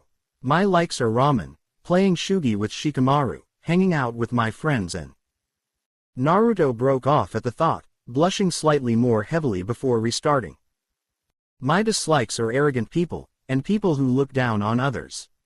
My hobbies are playing pranks, training and making friends.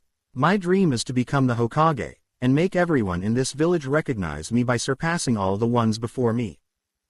Kurenai nodded as she introduced herself. My name is Yuahi Kurenai. My likes are talking with friends, dango and calligraphy. My dislikes are others who judge people by their appearances, little orange books and perverts. My hobbies are to train and learn new genjutsu. My dream, I have not decided on yet. Kurenai looked at each of them, while Naruto was smiling at the mention of little orange books and perverts. Kurenai grinned at them in a way that made all three boys slightly uncomfortable. As I'm sure Naruto is aware, the graduation exam was not the actual genin exam. It only selected those who would be allowed to take the exam. The test given depends on the Chunin.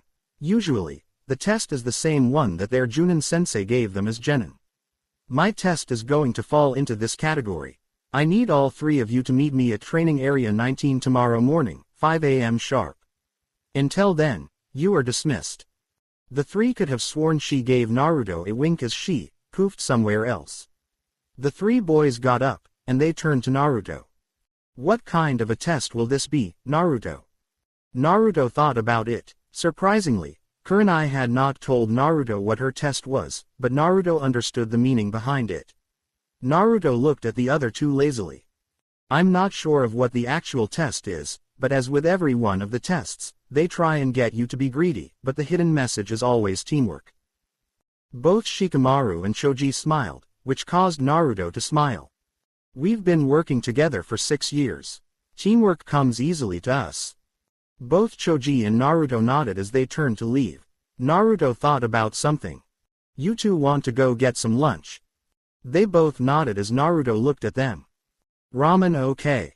They both smirked. Naruto without his ramen was not Naruto at all. They both nodded and headed to the best place for ramen in Konoha, Ichiraku's. Next morning.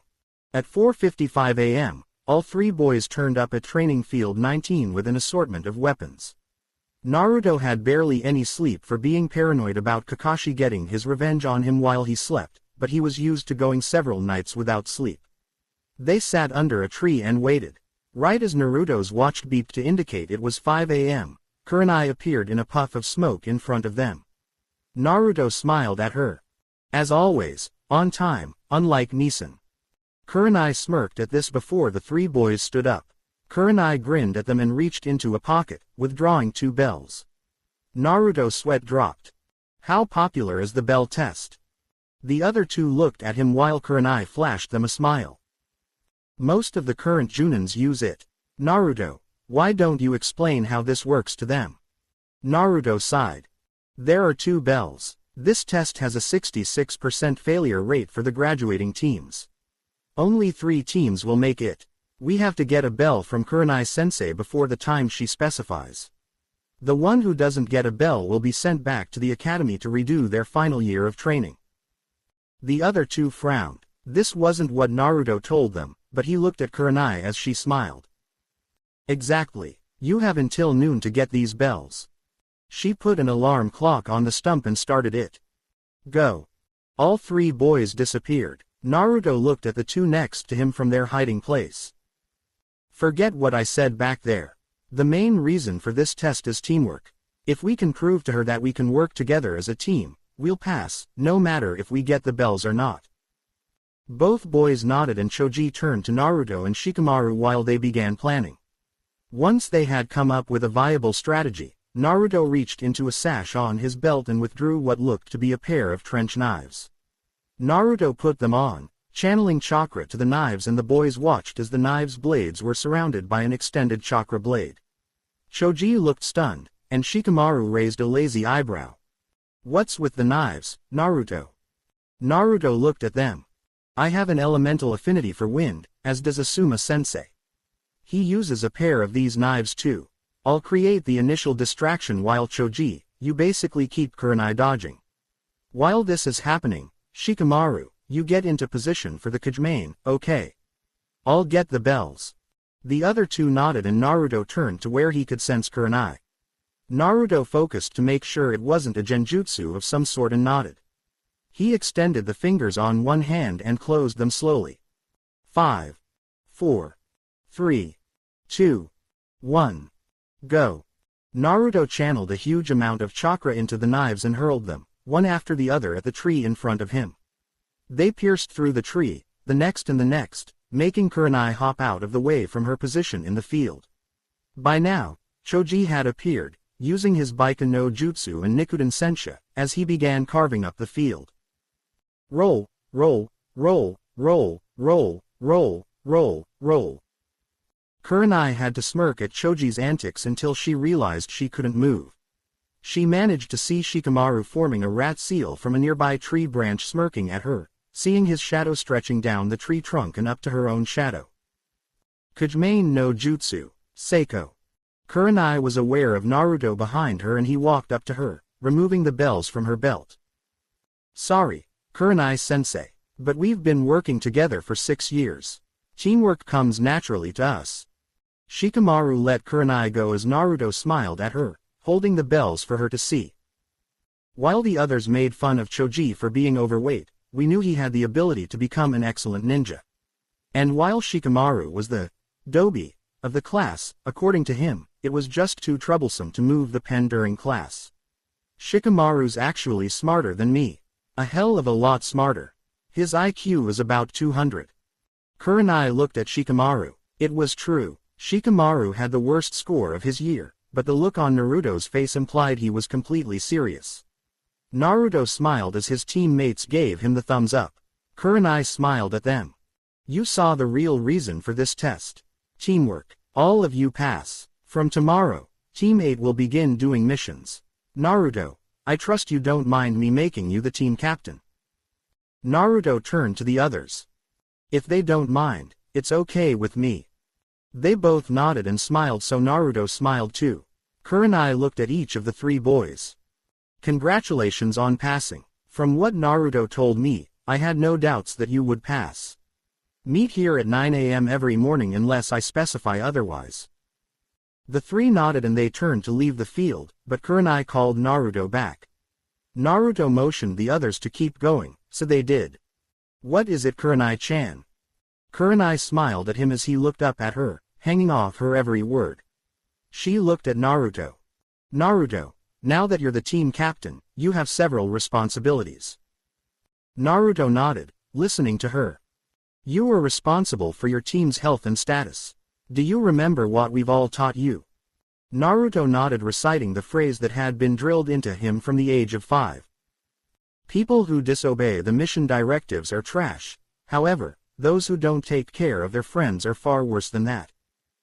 Kurenai nodded in agreement as she bent down to put her face level with Naruto, smiling at his awkwardness. Everyone in their little group of Chunin friends knew of Naruto's crush on Kurenai. The fact that Naruto tried desperately to hide it made it all the cuter, according to Kurenai. She looked at him, and bent forward, placing her lips to his forehead, and Naruto froze. Naruto turned bright red and started trembling. His crush was giving him a kiss. Naruto could pretty much go on to the next world contently. Kurenai pulled back slowly as she looked into Naruto's eyes, ruby red locking with sapphire blue. "Congratulations, Naruto. You make me proud." That did it. Naruto's senses were in overload, still very aware of the slight warmth that Kurenai's lips had left on his forehead and the praise that came with it from the object of his affections. Naruto's body did the only thing it could, which was very uncharacteristic for him. He fainted, much to Kurenai's amusement. Kurenai picked him up, poofing back to Naruto and Kakashi's house to drop him off. 6 days later. Team 8 had been doing many D-rank missions, as well as training by themselves and with others. After the latest mission, Naruto had gone back to Guy for some tips in taijutsu and met up with not only Guy, but his genin team, which Naruto had met about a week after they became Guy's team. Naruto waved to the team as he entered their training field. Lee rushed up to him, grabbing his hand in a bone-crunching shake. "It is my eternal rival, Naruto-kun. Your flames of youth burn brightly, my friend." Naruto smiled, but shuddered internally at the title he had earned himself from a stupid mistake. Flashback. 1 year ago. When he first met the team, he saw Lee and the two had made fast friends. Upon seeing Lee use the springtime of youth speech, Naruto was acutely aware of the infection of the green spandex flames of youth disease, as both Naruto and Kakashi jokingly called it, was spreading from Guy to Lee. Naruto, snapping out of this line of thought and noticed that Lee was expecting an answer and Naruto had foolishly said the worst thing he possibly could have without thinking. "Sorry, what was that?" Guy's eyes started burning with the flames of youth, who Lee mirrored. Both of Lee's teammates, a chocolate brown-eyed, brunette girl and a jet black-haired Hyuga started backing away. Naruto's sweat dropped. "Lee, it seems that my eternal rival's annoyingly hip attitude has passed on to his student. It seems you now have your own eternal rival. Yosh, I will prove with the explosion of youth that hard work will defeat genius every time." Back in the present. Naruto shook his hand and winced slightly at the pressure. Despite both Lee and Guy's passionate talks of the flames of youth, crying, group hugs and the strange genjutsu that usually manifested in the form of something that would usually be equated to a romantic scene, such as waves crashing against a rock in the afternoon sunset, that even with the help of Kurenai's training in genjutsu, Naruto still couldn't figure out how it worked. Both of them were actually quite accomplished fighters and excellent taijutsu sparring partners. Soon enough, Naruto had become friends with the girl, who identified herself as Tenten, and even managed to eventually get under Neji's cool exterior to an extent. Today, Guy was teaching them about opening the celestial gates and a move that can only be used by opening them. After the theory, as well as some tips from both Naruto and Guy, everyone tried. Even though the group knew that Lee had no chakra, he had a surprising knack for opening gates, as did Naruto. Naruto was puzzled as to why Neji could not open them, considering his clan relied on total control of their chakra, but proceeded to open the first gate. Once he closed it, Guy showed them the move, which shocked even Naruto. The move was a highly destructive, self-damaging move, but if you managed to get the enemy with it, they were pretty much guaranteed death. Guy gave Naruto 2 rolls of specially modified medical tape, insisting that he use them to assist with the move. Naruto found that he could control the movement of this medical tape with chakra. Naruto and Lee both undid part of the medical tape around their forearms and aimed for their individual targets, which happened to be 2 rather large logs. Once they opened the first gate, they disappeared, reappearing inside what would be considered the enemy's guard, giving a savage kick to the log, making it fly into the air. One of the things Naruto, Neji and Guy noticed was that when Lee opened a gate was that his body somehow produced chakra while the gate was open. Using this, both boys controlled the medical tape to wrap around the logs, adding an extremely fast rotation to add extra damage to the impact, slamming the logs into the ground. Omid Renge. Both boys fell back, panting from the strain on their bodies as they heard the logs crack and split in half, much to Neji and Tenten's amazement. Lee, having boundless energy, jumped up, cheering and shouting while Naruto just shook his head, trying to get over the pain his body was feeling. Stamina freak. Lee smiled, giving him a nice guy pose, and Naruto shuddered as he saw Lee's teeth sparkle. After training with the 3 for the day, Naruto went home, silently dreading whatever foolish mission they would get tomorrow. Next morning, midday. After a 30-minute meeting, Kurenai had taken the team to receive their mission. Much to the chagrin of the team, it was time to find that dreaded cat, Tora again. Naruto just barely suppressed a groan. This was the 4th time this week alone they had to retrieve the daimyo's wife's damn cat. Naruto seriously wished he could just kick the cat clear into the middle of next week so as to avoid it for at least 1 week. When they had caught it, the cat attempted to scratch Naruto until he directed a none too small amount of chakra-infused hatred at the cat, who quietened down immediately. Shikamaru had sighed. Mendokusei. When they reported their success to Mission Command and handed over the offending kitten to the daimyo's wife, she started violently squeezing the cat against her face. Choji smiled as he put more chips into his mouth. No wonder it runs away so often. Naruto was chanting a mantra to himself, which the others heard. Hug it harder, hug it harder, hug it harder. Both boys smirked and Kurenai chuckled. The woman left the payment for the Hokage and left the room with a very distressed cat. The Hokage smiled at them. Team 8, your missions for today include babysitting an elder's grandson, shopping in a nearby town, digging up the potatoes. Naruto sighed and shook his head before speaking the other three's opinions. Old man, do you realize the content of the missions you're giving us? I really don't see how these could be classified as missions for ninja. These are tasks that should be delegated to regular civilians. A ninja is supposed to handle his inventory carefully, not squander it on things that they could be used for something that would better suit their purpose. Iruka was going to shout out at Naruto, but his logic was sound. There really was no answer to Naruto's request other than to admit that he was right. The Hokage sighed and took a puff of his pipe, reaching into the stack of paper marked, "C." He handed a scroll to Kurenai, giving them a brief summary of the mission. The Wave Country has sent a person to request protection from thugs and bandits as he completes the bridge he is working on. You can come in now. The door opened, and the team turned to see a thick-set man most likely in his 50s. His skin was very tanned, indicating he worked outside most of his life. He reeked of alcohol and the bottle of sake in his hand proved it. He took another swig as he looked over the people that were assigned to protect him. What's the idea of giving me 3 runts for protection? Are you sure they can do it? The blonde looks super stupid. Naruto smiled lazily as he looked at the man. You know, underestimating a person is a grave mistake that you usually won't live to regret. The old man stopped drinking, a grin spreading over his face. I like you, kid. I was half expecting you to lose your cool. Sorry about that. Naruto waved his hand dismissively. No harm done. We'll protect you until you complete the bridge. The man nodded as he thanked the Hokage and led them to the front of the Hokage Tower. Kurenai looked at each of them. We're leaving in half an hour from the south gate. Prepare yourselves for a several-week mission. Go. The three split, while Kurenai nodded at Tazuna, poofing away to get her own things, leaving the man to walk towards the south gate by himself. Half an hour later. The three boys met up within a minute of each other, seeing Tazuna already there. As the designated half-hour expired, Kurenai appeared and the team walked out of the gates towards their destination. Naruto immediately struck up a conversation with Tazuna about the project he was the head of. Tazuna had carefully prepared a story that would leave out any details hinting this mission was anything more than a C class. Naruto smiled when he felt a genjutsu and looked to see a puddle on the ground. All 4 ninjas noticed that it was off. It hadn't rained in weeks, and the weather since it last rained had been very sunny with few clouds. They kept walking and both Naruto and Kurenai felt the genjutsu dispel and 2 ninjas charge at them. Naruto flicked his trusty trench knives onto his hands from their hidden pouches in his sleeves and activated the chakra knives. Kurenai smiled at the team.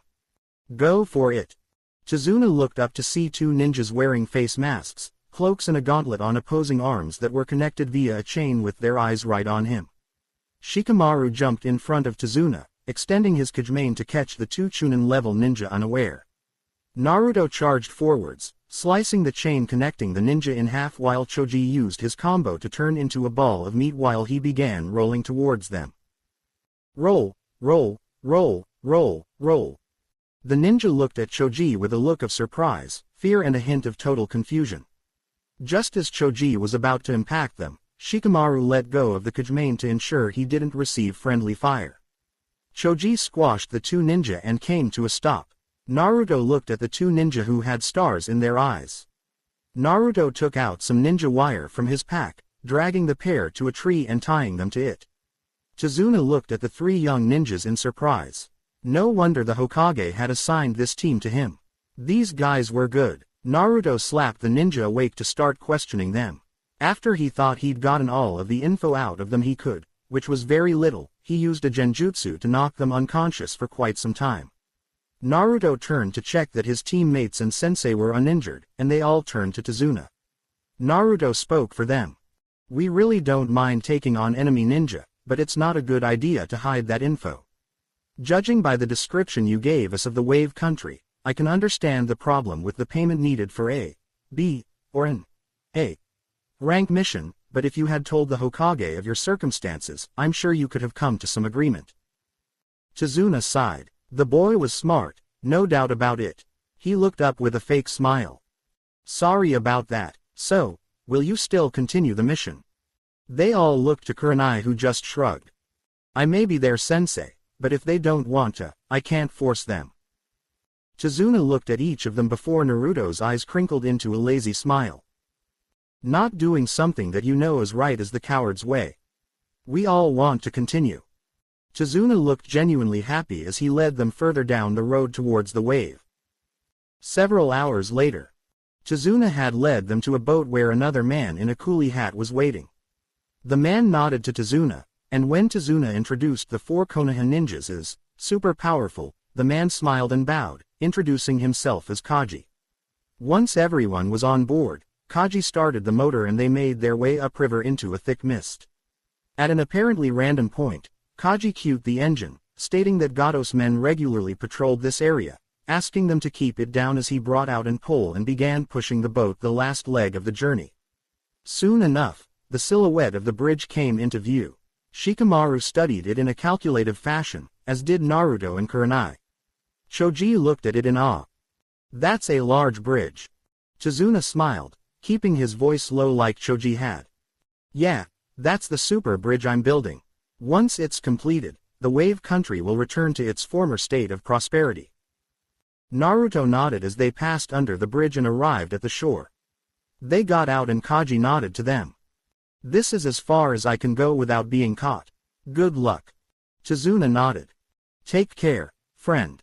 Kaji nodded and began rowing back the way he had come while the others continued on towards the wave. After several hours of walking, both Naruto and Kurenai stiffened slightly and Naruto hurled a kunai into a bush. After whatever was in there stopped moving, Naruto went to check what the person wanted. When he cleared the bush, he saw a snow-white rabbit looking at him glassy eyes. Tazuna raised an eyebrow, but Naruto knew there was something off. Rabbits that were this color only came from one country, and wave wasn't it. Naruto felt his danger sense tingling and he jumped to the ground, as did Kurenai and Choji, while Shikamaru took Tazuna down just in time to avoid having their heads separated from their bodies. The massive sword embedded itself into a tree and a figure appeared on the hilt, staring at them over his shoulder. Everyone recovered and looked at the man. Kurenai's eyes narrowed at him in recognition. Momochi Zabuza, S. Class Nukenin, former member of the 7 Shinobi Swordsmen. This is the last place I expected to run into you. Zabuza heffed and turned around fully, focusing on Kurenai. Yuihi Kurenai, Genjutsu Mistress of Konoha, A. Rank. I see you've brought some brats with you. How long do you think they'll last? Kurenai raised an eyebrow. Longer than you think. Zabuza raised an eyebrow, that is, if he had one. Instead, the skin where his eyebrow would be just lifted. You seem to have a lot of confidence in these kids. Kurenai smiled coldly at Zabuza. I do, especially since I've trained them. Zabuza laughed mirthlessly as he yanked the sword out of the three and landed, forming a single-hand seal. Hirigaku no Jutsu. The light mist around them rapidly intensified into a severe fog, making them incapable of seeing more than 2 meters in any direction. A disembodied voice floated out from all around them. 8 points. Shikamaru and Choji raised an eyebrow. Naruto smiled. Silent killing. He's going for the 8 vital points of the human body. There was laughter from all around them. You know your stuff, kid. Mind telling me what those points are? Naruto's eyes crinkled up as he recited them. Liver, lungs, spine, subclavicle vein, jugular vein, brain, kidneys, heart. There was more laughter before Naruto felt Zabuza appear right in the middle of their group. Exactly. Let's see how many I can get on one swipe.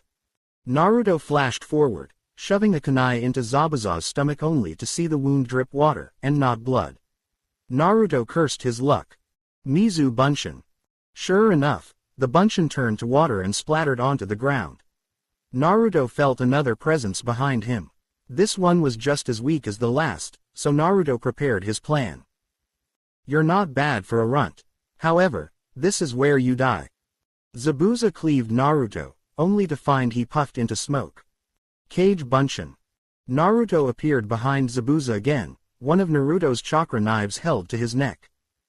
Yeah, I would have, though a Chunin would never have underestimated an opponent. After all, there are kids my age that are stronger than I am. Naruto was aware of another Zabuza behind him. This one was also a clone, but he felt the real deal appear behind Kurenai. Naruto stood stock still. No matter what he did now, it was highly likely that one of the groups would die. Naruto should have seen this coming. So, you sacrificed pawns until you got me into a false sense of security, and then cornered the queen with yours. I should have seen that. Zabuza smirked again. So you play shugi. Well, you realize without your queen, you're stuffed right. Naruto sighed, slowly taking his knife back from in front of him. Zabuza smirked and gave Kurenai a savage kick to the back, sending her flying into the water. Naruto used both knives to inflict a wound deep enough on the clones to destroy both of them before looking at Kurenai. Kurenai-sensei. Kurenai got to the surface of the water only to see Zabuza whiz behind her and form several seals, trapping her in a prison of water. He looked back at them. Checkmate. Hand over the old man. Naruto, Choji and Shikamaru got to their feet. Kurenai looked at them. The three of you, get out of here. Naruto, I may have trained you for 7 years, but you're still no match for him. Take Tazuna and run. Naruto sighed. The second you were captured, we lost that option. If we ran, Zabuza would kill you and then pick us off at his leisure. Both Choji and Shikamaru nodded in agreement. Zabuza formed about 10 Mizu Bunshins and sent them to stand around the 4 of them. Shikamaru bent down and formed his thinking pose. Naruto and Choji smiled. Whenever Shikamaru formed that pose, he was coming up with a strategy. After about 1 minute, Shikamaru opened his eyes and put his hands by his side. Naruto, I need you to take care of the queen. I'll hold off the pawns with Choji until you deal with him. Naruto nodded and readied himself as Shikamaru pulled out 10 kunai, while Choji prepared to do an old trick. Shikamaru launched the kunai at the clones, who dodged with ease. Choji focused his chakra to his arms. Buben Baika no Jutsu. Choji's arms grew massively disproportionate to his body size, and he brought both hands in a swiping motion, knocking the Zabuza clones back to their original positions where Shikamaru captured them with his clan jutsu that he had extended towards their original positions after throwing the kunai. Kujimane no Jutsu, Seiko. By now, Naruto had long disappeared from his teammate's position and Zabuza felt the boy's presence behind him, running along the top of the water with chakra knives activated. Zabuza smirked and used his free hand to swipe at the boy, who brought the knives up into a defensive position much like a boxer would. After dodging several swipes, Naruto brought the 2 knives together and captured the sword in between them. Even though Zabuza was using one hand, Naruto was struggling to keep the blade from cleaving him in half. Naruto started trying to push the blade back before he kicked water up into Zabuza's face, making him shut his eyes out of instinct. The split second was all Naruto needed as he dislodged Zabuza's sword from the deadlock and let gravity do its work. Zabuza was still putting a heavy amount of pressure on the sword, and when he felt the resistance disappear, he stumbled slightly, but not enough to break the prison. Naruto took care of that by reappearing behind Zabuza, giving him a boot to the small of the back. Zabuza stumbled and pulled his hand free of the prison, thereby breaking the jutsu, releasing Kurenai. He looked up at Naruto with a wicked glint in his eyes. You're good kid, to be able to take me on in armed taijutsu, even if I only had one hand free and live without a scratch proves that you're good. No wonder your sensei has faith in you. Naruto smiled lazily at him, distancing himself from Zabuza. Kurenai joined him and they both stared at Zabuza, who stared right back. They both waited for the other to make the first move. Finally, as the splash of water hit the ground that indicated Zabuza's clones had been defeated, the real one started forming hand seals. Naruto instantly recognized the jutsu as one he had seen Kakashi perform not too long ago. However, he still did not know how to perform it, so he used a separate jutsu. Suiden. Suiyuden no Jutsu. Kaden. Karyuenden no Jutsu. Kurenai had also performed a genjutsu, making her disappear from the naked eye, leaving the two jutsus to take form and collide. The dragon of water headed straight for the dragon of fire, creating a huge explosion of steam and superheated particles of water. Kurenai had used this time to reappear behind Zabuza with a kunai to his neck. It's over, Zabuza. Checkmate. Zabuza started to relax, knowing he had lost when he felt two Senbon needles pierce his neck, and he dropped to the ground, or in this case, the surface of the water, and began sinking until a young child with a mask, signifying he was either an Anbu or hunter nin, appeared, pulling Zabuza's body out of the water. Indeed, it is checkmate. I have been hunting Zabuza for several months now. He had proven elusive. Thank you for your assistance. Kurenai nodded slowly as the boy put the body over his shoulder. Naruto raised a lazy eyebrow. So, are you going to get rid of the body? I can see it would be hard to do on water, but why not do it over there where my friends are?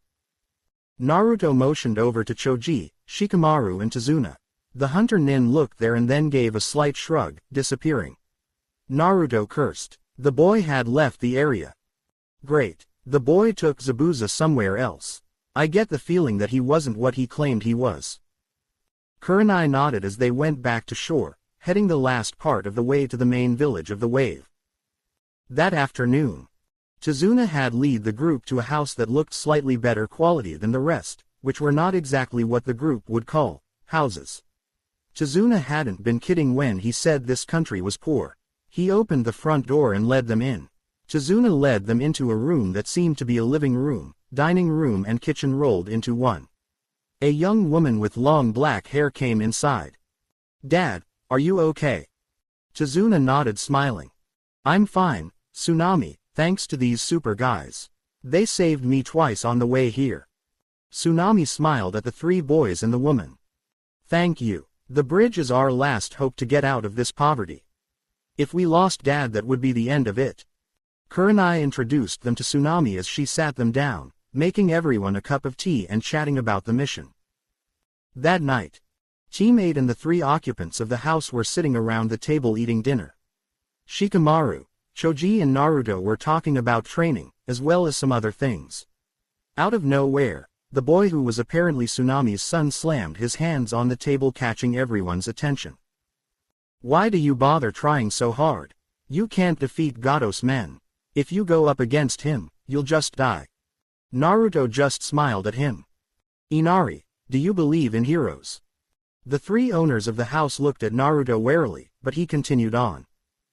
There are two types of heroes in this world. Regular heroes and martyrs. Being either type of hero has its advantages and disadvantages. The former has to be smart enough to stay alive, or else they'll become a martyr. However, martyrs usually set an example to the people around them that they are not afraid to die to protect those close to them, and also have a dying wish for those close to him or her. Which type do you think I am? Inari looked at Naruto for a few seconds. Martyr. Naruto shook his head. I can't become a martyr yet. Not until I achieve my dream. Until my dream is achieved, I will live life in a way that will leave me with no regrets. You should do the same. Inari was shocked that Naruto had used the line his father used. However, Inari still wasn't finished. But how would you know what it's like for someone close to you to die? I bet you've lived a sheltered life. Naruto shook his head. For the first 4 years of my life, I had nothing. No one. I was hunted as a monster by mobs of villagers, who took special pleasure in beating me to near death on my birthday. On my 4th birthday, I found someone precious to me. He saved me from the regular mob and even adopted me. From that moment on, I vowed to protect the people important to me with all my strength. Inari, we're the exact opposite in some ways. I started with no family and gained them, while you started with a full family and lost some. Neither of us have had it easy, but we should never judge another by first appearances. Everyone except Kurenai was shocked speechless. Naruto had lived that kind of a life yet was as happy as he was. Even though Choji and Shikamaru had gotten an answer they were secretly wondering about, it left them with more questions than answers.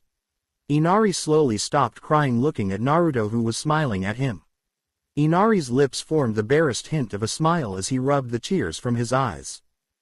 "Sorry, Naruto." Naruto waved a hand dismissively.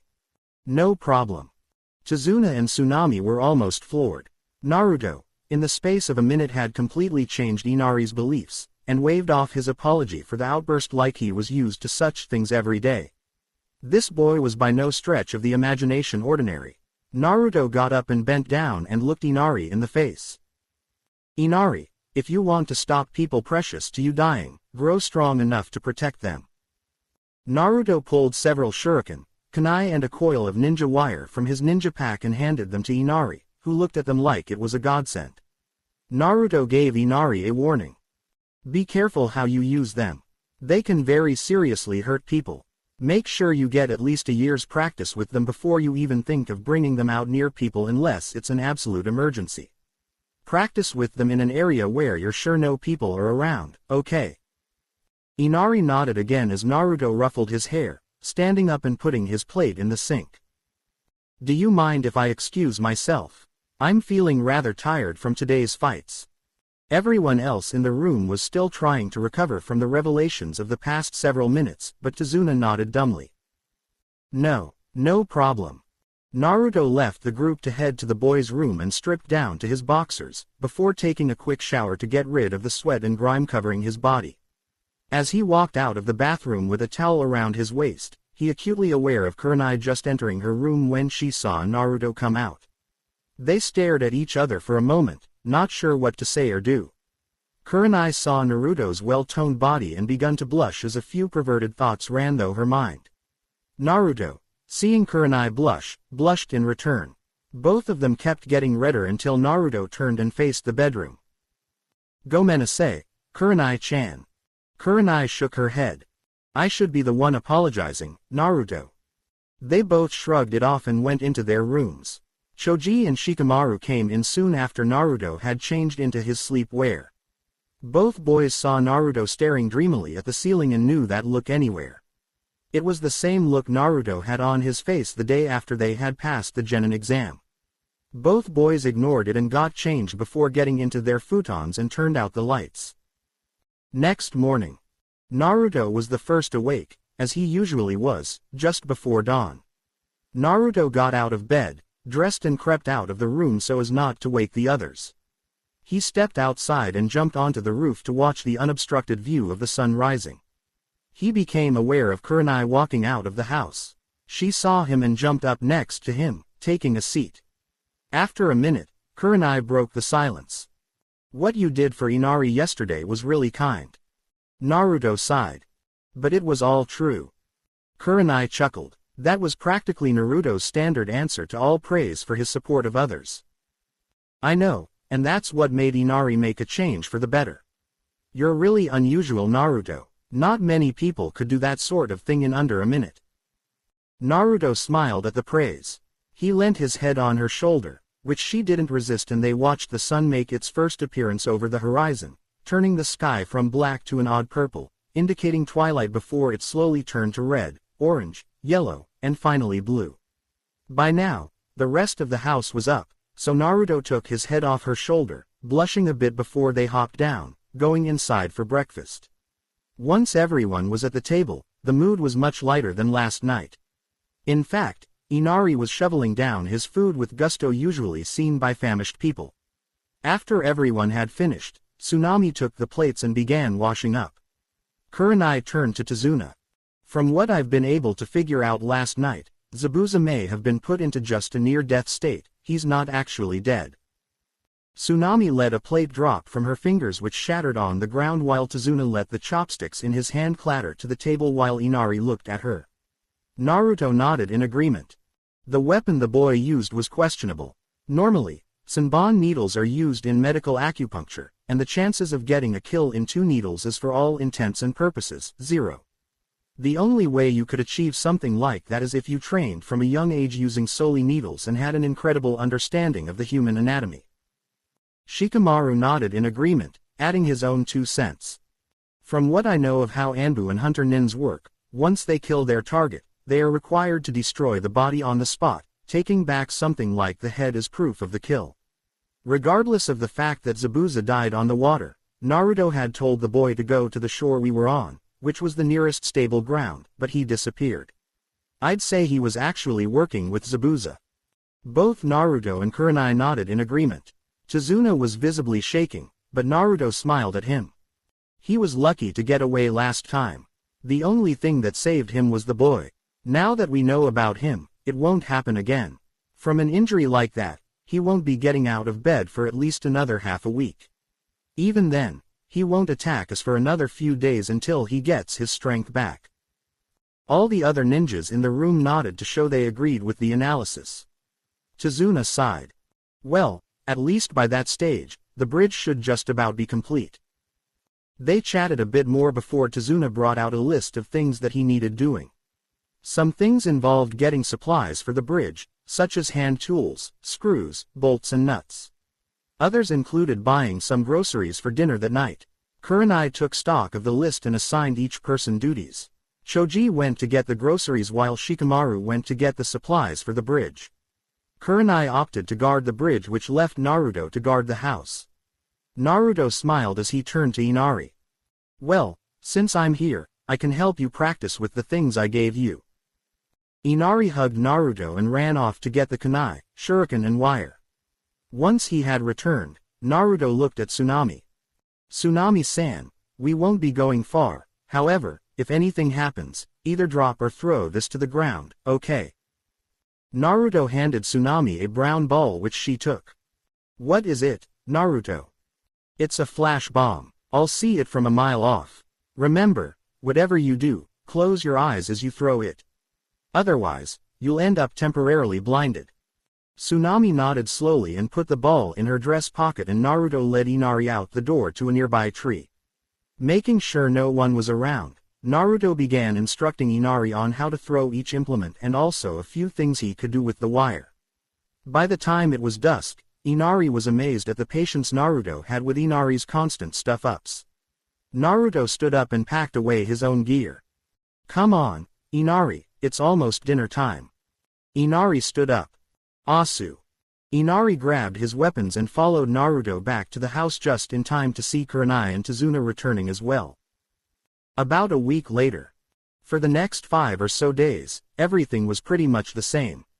On the 5th day, Naruto was waiting for Inari to arrive at the tree when he felt the flash bomb go off. Naruto stiffened and ran to the house to see that Tsunami was being dragged out of the house by 2 thugs while Inari was hurling his kunai and shuriken at them, only half of them hitting them, which both of them expertly blocked with their katanas. Inari, now out of weapons, charged at them blindly, letting out a war cry as he went. Naruto pumped chakra to his feet to increase his speed and just managed to replace Inari with a nearby plank of wood as the thugs sliced the piece of wood to pieces. Both of them were aware of a presence behind them, but neither of them was able to turn around before they were dealt a severe blow to the backs of the neck, knocking them unconscious for quite some time. Naruto looked at Inari, smiling. Inari, thanks to that, I was able to save both you and your mum. I need you to do something. Get the villagers and whatever weapons you can get and come to the bridge. Today, Gato is going down. Inari nodded and saluted Naruto as Naruto brought his hands together in a seal, muttering, Kai.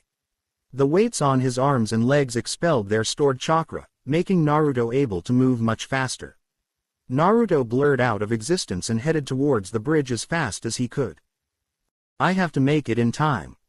Just as Naruto got to the bridge, he saw that the group had just gotten there, the unconscious bodies of the workers scattered over the bridge. The mist started thickening quickly as Zabuza and the boy appeared in front of the group. Naruto waited to see what would happen and plan an ambush. Choji was quickly delegated to taking care of Tazuna, while Shikamaru tried in vain to match up to Haku's speed. Kurenai went up against Zabuza. On the whole, Haku was faring quite well against Shikamaru while Kurenai was holding her own against Zabuza. Just as the Haku was about to land the killing blow, Naruto blurred in front of Shikamaru and punched Haku in the face, sending the boy at least 20 meters back. Haku got up and looked at Naruto. You were that boy from a week ago. Naruto nodded. I always thought there was something strange about you. Haku pulled out a senbon while Naruto pulled out his lovable trench knives. Naruto noticed that he was surrounded by Zabuza clones. Naruto smirked and slashed them all across the chest or stomach in under a second, watching them splatter to the ground. Kurenai smiled. Finally took of your weights, Naruto. Naruto nodded. Yeah, I wouldn't have made it here in time if I hadn't. Zabuza chuckled. Seems like you've got a match for your speed, Haku. Indeed, Zabuza-san. Haku charged forwards, as did Naruto. Trench knife met senbon as they tested each other's strength before spinning around, trying to find an opening in the other's defense. Neither of them found one, so they clashed again. And again. Finally, Naruto blocked Haku's senbon with one hand. Now that I have one of your hands occupied, I am at an advantage. The first part was the water from the clones littering the ground. This is the second part. Naruto watched in amazement as the boy started doing one-handed seals. The water rose up, forming a dome of water drops, which turned into water senbon. They froze and hovered ominously around Naruto. This is it. Haku sent the ice senbon into Naruto, making a cloud of fine mortar-like dust cover Naruto and Haku. Tazuna gasped but Shikamaru, Choji and Kurenai smiled. When the dust cleared, Naruto had a knife to Haku's neck. Haku turned around to try and block the knife, but Naruto kicked Haku in the back, sending him sprawling. Zabuza sighed. You know you're going to get beaten like this, Haku. I know, Zabuza-san. Haku got up and looked at Naruto. Naruto felt the air around him drop at least 10 degrees, so he discreetly replaced himself with a cage bunchen he had been keeping out of the fight in case something like this happened. The water around the clone began forming panels which promptly froze and formed a barrier of mirrors. Haku melted into one of the mirrors and appeared in all of them. This is my true speed.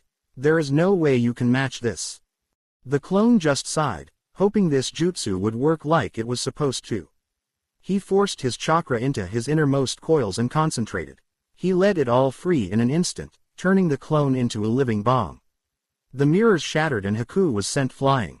Everyone looked at Naruto in fascination of the jutsu. The real Naruto appeared beside Shikamaru. Kage Bunshin Debakua. Kurenai smiled at Naruto, amazed with his progress. Zabuza saw this distraction and held Kurenai around the neck. Naruto looked in horror as Kurenai gasped. He was strangling her. Not a good trade, was it? A pawn for a queen. You lose, brat. Zabuza stabbed Kurenai in the stomach with a kunai and threw her to the side like a piece of trash.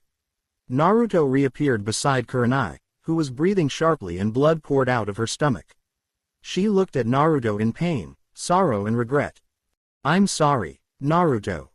Don't. You can't. Not yet. Kurenai painfully raised a hand to Naruto's face, brushing her hand against it. I'm sorry, Naruto. With that, Kurenai fell limp, as good as dead. Naruto's emotions stopped. He was staring as the last vestiges of life of the one and only woman he would ever love slip away. Zabuza laughed. First death, brat, get used to it. Naruto lowered his head and hugged Kurenai to him, willing her to come back to life. The body remained motionless as Zabuza turned to the others. Now that she's dead, you lot will die just as easily. Shut up. Zabuza, as well as everyone else, stopped at the voice. They turned back to its source to see blood-red chakra pouring out of Naruto. Zabuza stared at Naruto in a mixture of fascination and horror. You killed her, you bastard. You have no idea how much she meant to me. I'll kill you. The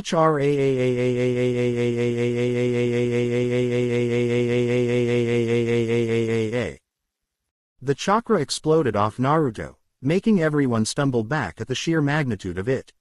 Even the water of the river sent shockwaves out from Naruto's position above it while the bridge around Naruto began cracking and buckling under him. When Naruto turned to face Zabuza, everyone's blood ran cold. Naruto's eyes were no longer the calm blue they were used to. They were blood red and they screamed bloody murder. Naruto's hair was no longer neat. it had a very feral quality to it. The chakra around Naruto began to form a single helix and then condensed about 10 meters above him, forming the face of a fox.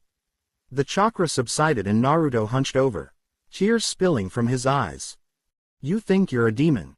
You're just a pathetic piece of trash. Why don't you find out what a true demon can do? Ha! Naruto thrust his fist forward, sending a wave of rock and dust at Zabuza, blinding him before Naruto charged in, and landing a sickening combo to Zabuza's face, chest and stomach, ending with a kick to the chin, which sent him flying back. Zabuza landed in time to see Naruto jump down from on top, slamming into Zabuza's head with both fists, sending Zabuza straight through the bridge and into the water below. Naruto let out a primal roar of anguish, fury and hatred. He jumped off the side of the bridge and proceeded to beat Zabuza to a pulp. Every time Zabuza managed to cast a jutsu to try and keep the boy at bay, Naruto just ran full force into it and blew the jutsu to pieces and kept going as if nothing impeded him. Zabuza quickly realized that this kid was going to kill him, and there wasn't a thing he could do about it. Naruto proceeded to slash and hack Zabuza to pieces before he went in for the killing blow. However, it didn't land, at least, not on its expected target. Haku had jumped in to take the blow for Zabuza from an ice mirror. Naruto's hand went straight through the boy's chest while Haku grabbed Naruto's hand to try and keep him there. Naruto growled in frustration as he ripped his arm out of Haku and threw him to the side, concentrating on his main target. Naruto decided a modified version of the Omit Renge would suit the situation just fine. He disappeared and kicked Zabuza by the chin straight up, making him crash through another place in the bridge. When Naruto jumped back up, he saw that Zabuza was dying, and there was no chance to survive. Naruto walked up to him, lifting up the man by the belt that held his sword to his back. A pawn and the king for a queen. In terms of Shugi, we won. However, I'm going to make sure you feel the pain I am. I'm going to break your heart. Naruto reached his fist back, and began charging chakra to it before he shoved his hand straight through Zabuza's chest, making the man drop dead in Naruto's arm. Naruto threw Zabuza over the side. Now, with the object of his rage dead, Naruto's real senses started returning. His eyes turned from red to blue and the red chakra stopped as he fell to his knees and began sobbing. Everyone became aware of some laughing from the incomplete end of the bridge. They turned to see a large group of thugs as well as a fat man with one arm in plaster laughing. I always thought Zabuza was nothing but a kawaii little demon. Seeing your fight with him, I'm convinced of it. Oh well, I was going to kill him after he had done his job anyway. Hiring ninja from villages is too expensive, and they tend to speak out against the type of work I give them, so renegade nins like Zabuza and his pet are perfect. Then, when I'm finished with them, I just let them wear each other out fighting normal ninja while these guys take care of the rest. It's a great. He didn't get to finish the sentence as an arrow lodged itself in his forehead, making him drop to the ground, dead. Naruto turned to see Inari and the entire wave village with all sorts of makeshift weapons. You won't take another step closer to this village. If you hurt another one of our friends, we'll stop you with everything we have. The villagers raised their weapons in the air, giving a roar of approval. The thugs were indecisive now. Naruto decided to tip the scales further in their favor. He had only a little chakra left, as using the Kyuubi's chakra was tiring to say the least. Naruto formed about 30 cage buncheons with the last of his chakra and the thugs decided it was a good time to take a hike. Most of them scrambled down the net that their boat was connected to, or the more impatient ones just dived off. Naruto dispelled the clones and he fell to his knees. He then remembered Kurenai and forced himself to go and check on her. Just as he got there, he collapsed, the last of his chakra expended and entered a deep sleep. A few days later, Naruto awoke in a bed inside an unfamiliar place. Naruto tried to get his bearings before he recalled the events of the bridge. He sat bolt upright, his eyes wide with fear. Kurenai-chan. Naruto looked around to see a man looking at him with shock. The man came and checked up on him. Are you all right, Naruto-san? You should have been out for quite a few more days. Naruto ripped the bed covers off and started looking around frantically. Where is she? Naruto, keep it down, this is a hospital. Naruto froze. He pulled the curtain out of the way that separated his bed from the next and saw Kurenai laying there with a mildly irritated look on her face. Not thinking, Naruto lunged and grabbed her into a hug, much to the dismay of the doctor. Kurenai-chan. Kurenai froze and Naruto realized that her stomach was still quite tender, so he got off her, grinning sheepishly, scratching the back of his head. Gomenasai, sensei. Kurenai smiled at Naruto. Don't worry, Naruto, we just don't have your rate of healing. Naruto smiled again as both Shikamaru and Choji came into the room. Choji was munching on a bag of chips while Shikamaru made their presence known. What's all this troublesome noise? Definitely no surprises there. The doctor gave Naruto and Kurenai a final check-up before exiting the room. All of them sat around Kurenai's bed, a heavy tension in the air. Finally, Naruto sighed. I guess I owe you guys an explanation. Kurenai raised an eyebrow. Think they can handle the truth, Naruto? Naruto looked at her, then at each of the other two. Naruto decided to make them guess by providing the barest facts. I've told you that my birthday is October 10th, right? They both nodded. I'm the same age as you two are. Choji nodded again, not understanding where this was going. Shikamaru, on the other hand, had a fairly good idea. Naruto, could you show us your face? Naruto sighed. No going back now. Naruto pulled down the face mask to show the others his 3 whisker marks on each cheek. Shikamaru nodded in understanding. It wouldn't have anything to do with the Kyuubi, would it? Naruto nodded and pulled the mask back up. That's right. On the day I was born, the Kyuubi was defeated. Not killed, defeated. His soul was ripped out of his body and he was sealed inside a newborn infant. Me. Shikamaru nodded slowly, as did Choji. Now, the tidbits Naruto had given them on his past all made sense. The orphanage, the beatings, why his birthday was the worst day of the year. Naruto looked at them with eyes full of desperation. Shikamaru sighed. You're so troublesome, Naruto. Naruto saw Shikamaru smiling and Choji offered him the bag of chips. I don't care if you're the container, you're still the Naruto we've always known. Just remind me not to get you angry, okay? The 4 of them laughed at the joke. This had gone down far better than Naruto could have ever hoped for. As they stopped laughing, Naruto turned serious again. Even though you know, this information is considered an S-rank secret. You two aren't even supposed to know. Not even what my face looks like. They both nodded in understanding, while Shikamaru muttered his signature word, troublesome, again. Nearly a week later. Kurenai had been cleared from hospital, or the medical shack, in this instance, and they had showed up at the bridge to see that it was now completed. Chizuna and the rest of the villagers were there to see them off. Chizuna smiled at them. You guys were super. Thanks to you, the bridge is now complete, Gato is dead and we can get our lives back on track. We don't know how we can repay you. Naruto smiled. Just make the wave country into something that won't waste the effort we went through. Naruto looked at Inari, who was trying to hold back the tears. Naruto smiled at him. Inari, just because you said you wouldn't cry anymore doesn't mean you can't cry because you're happy.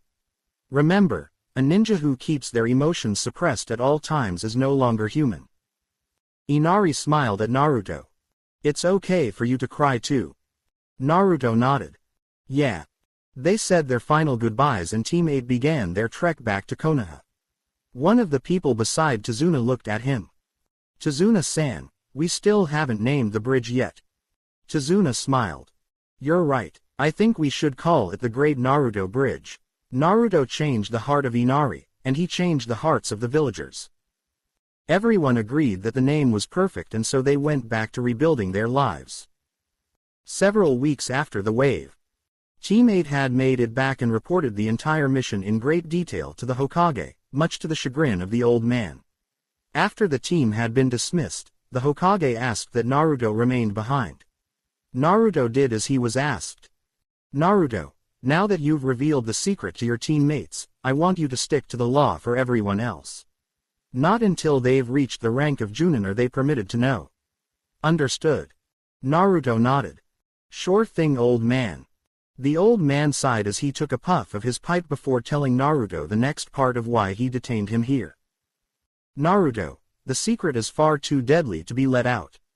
Although it pains me to do this, I'm authorizing you to use any force you deem necessary to stop the spread of the rumor. I trust both of your teammates, but with the times ahead, I would not be surprised if word somehow got out. The only thing I can compensate for this is turning this into an ongoing S-rank mission. Naruto nodded slowly. I guess I could take it.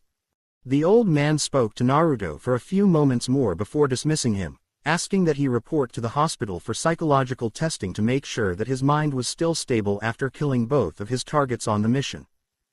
About a week later, the nurses at the hospital quickly made sure that Naruto was okay, providing a minor medical healing jutsu to help his mind recover before discharging him.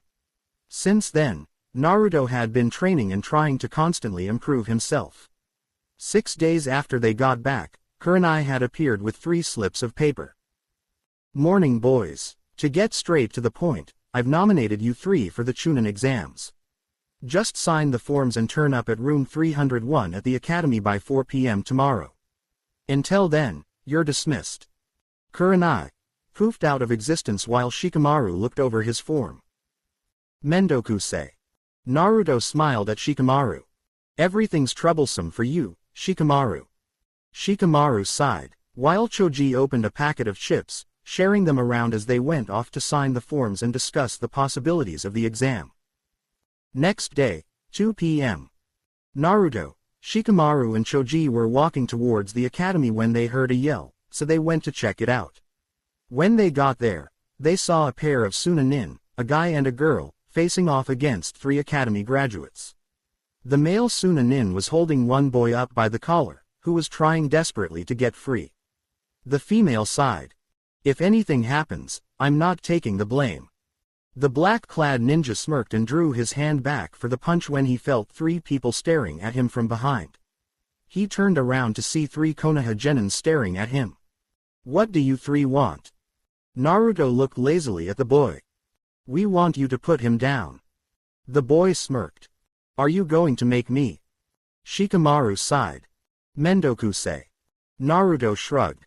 For once, I agree with you, Shikamaru. Kankuro was aware that the blonde masked kid was no longer with his friends, but directly behind him, holding a very sharp weapon to his throat. The Chunin and the 3 academy students hadn't even seen the boy move. Put him down, now. Kankuro dropped the kid, who fell on his butt. Kankuro was unfastening the straps of the object on his back when Naruto became aware of a very disturbing aura very close by. Kankuro, stop, you're a disgrace to our village. But Gaara, they started it.